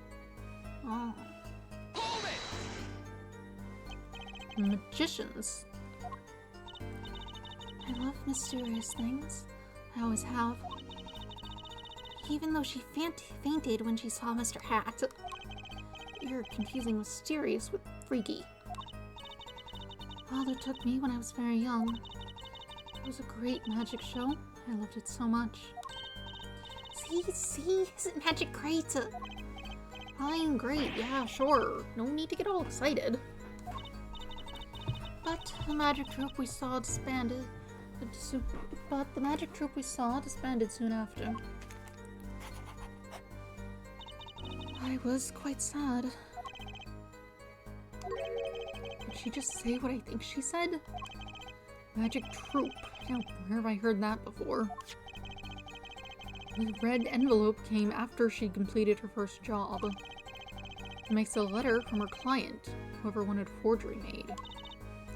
Apollo! We're close. We just have to piece together the parts. A deadly weapon in a red envelope, and the path it took to take Drew Measham's life.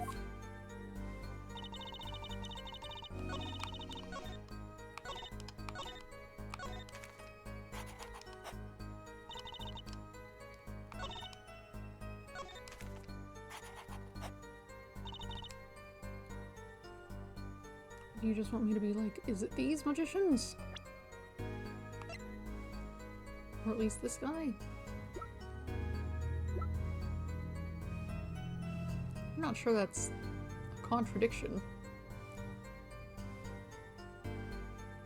That doesn't make sense. Move to the studio. See the stamp.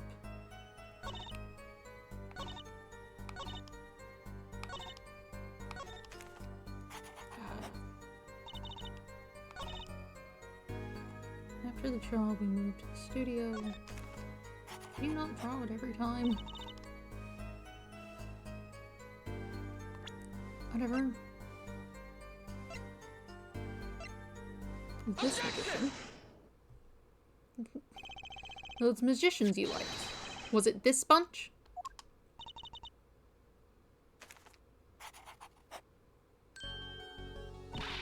Apollo, they're not a bunch. I see. Still, I have to wonder, why include a commemorative stamp like that in a business letter? Good question. Well, pretty stamps are always better, and you can't beat Troop Grammary. But the whole murder plan was a failure because of it. Ironic, don't you think? Prosecutor Gavin. Prosecutor Gavin? Grammary. What's with Gavin? Might I ask just one question of this witness? In your testimony just now, you stated this was your first work that was other than a painting. Please tell me, what exactly did you make? Can I ask why? No. Answer the question now.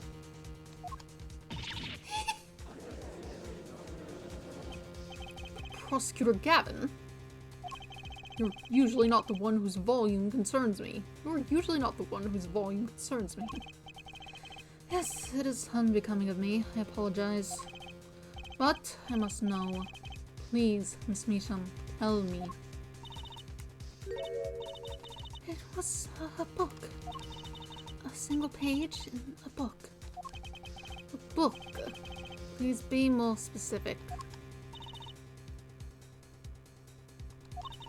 It was a handwritten book. Like a diary.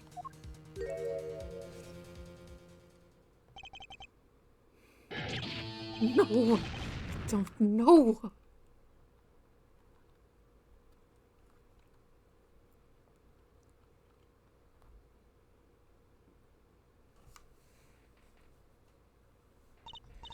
What's wrong with Prosecutor Gavin? He looks like he just saw a ghost. Miss Misham, this book... Was there a picture of a silk hat on the back cover, yes or no? How did you know? Objection! Prosecutor Gavin, the defendant is answering all of your questions. Stop badgering her. He's told you nothing, has he? You soiled, sullied men to nothing. Sullied who? Phoenix Wright. Who else? Daddy? He never told you about the trial 7 years ago. About how he came to lose his attorney's badge. It was a certain piece of evidence that decided his fate, you know. A certain diary. On the back, it bore the mark of a silk hat. What? Phoenix Wright, tossed out of the profession by false evidence. The forger who made that evidence. Is this girl standing right in front of me? Vera, you must tell us. The evidence you made was used in a trial 7 years ago. Who asked Drew Measham, you, to forge that evidence? For all our sakes, who was it?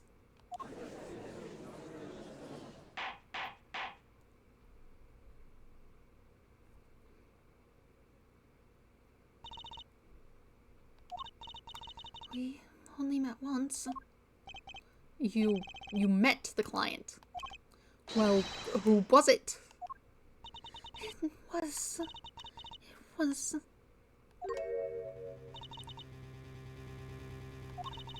What's going on with Vera?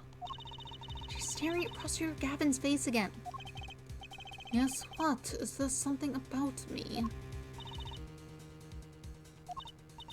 I remember clearly. I remember who gave me the book, the diary. Who was it?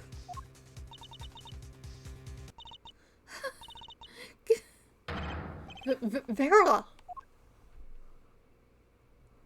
Oh, goodbye. Pass out. The devil. That's not helpful. Oh, everyone left. Defendant Vera Measham, condition unconscious. Examiner's diagnosis, acute ontroquinine poisoning. What?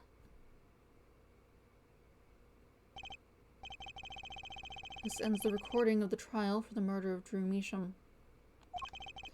Vera Measham was, during the trial, poisoned by an unknown assailant. The dosage was just under the lethal amount, sparing the defendant's life. She's currently in intensive care and is not to be disturbed for any reason. A very simple case at first glance. Until it finally began to show its true colors. It's biting her nails. Was it in her nail polish? Why else would they keep showing it? The long road to the truth takes us to the record of another trial. In some ways, that was the starting point of it all. Oh, I bet once he's got some color on him, he'll look pretty nice in the new style. Already looks significantly less awkward.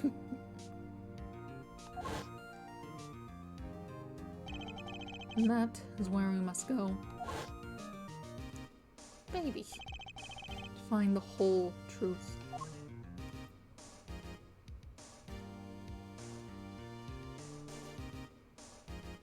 To be continued. Save progress, yes please. Alright. But it's almost 11. This seems like a good place to stop, because that kind of seems like it will go on forever. So, this is where I will stop for today.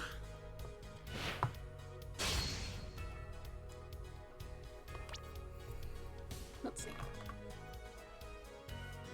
I should This is fine to sit on. Anyway, right. So that's that for today. I will return on Monday, but I will be playing Professor Layton and the Diabolical Box.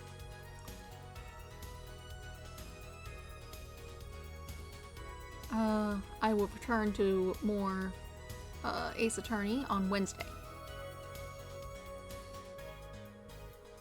I feel like that's a weird timing thing. Should be over the whole weekend.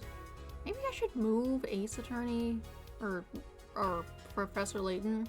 Maybe it'd be better on Wednesday just because then it's in the middle.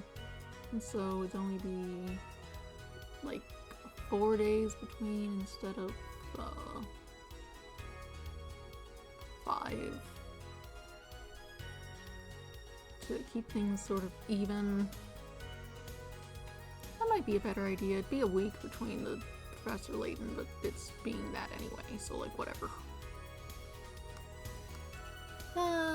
Maybe. And I am curious how this is going. I might move Professor Layton to Wednesday. Yeah, I think I will. So actually, not what I said. More Ace Attorney on Monday, and then Professor Layton on Wednesday. Yes. Other than that, not much else going on. I really just need to get back to reading that manga so I can play that one game. Maybe poke around for some other options. See what I can do about scheduling. I feel like I'd attract more attention if I were around more. I do sort of want to, you know, do something. I don't know. We'll see how it goes. But yes. More Ace Attorney on Monday. Professor Layton will be Wednesday instead. Yes. That's all. Have a nice day. Goodbye.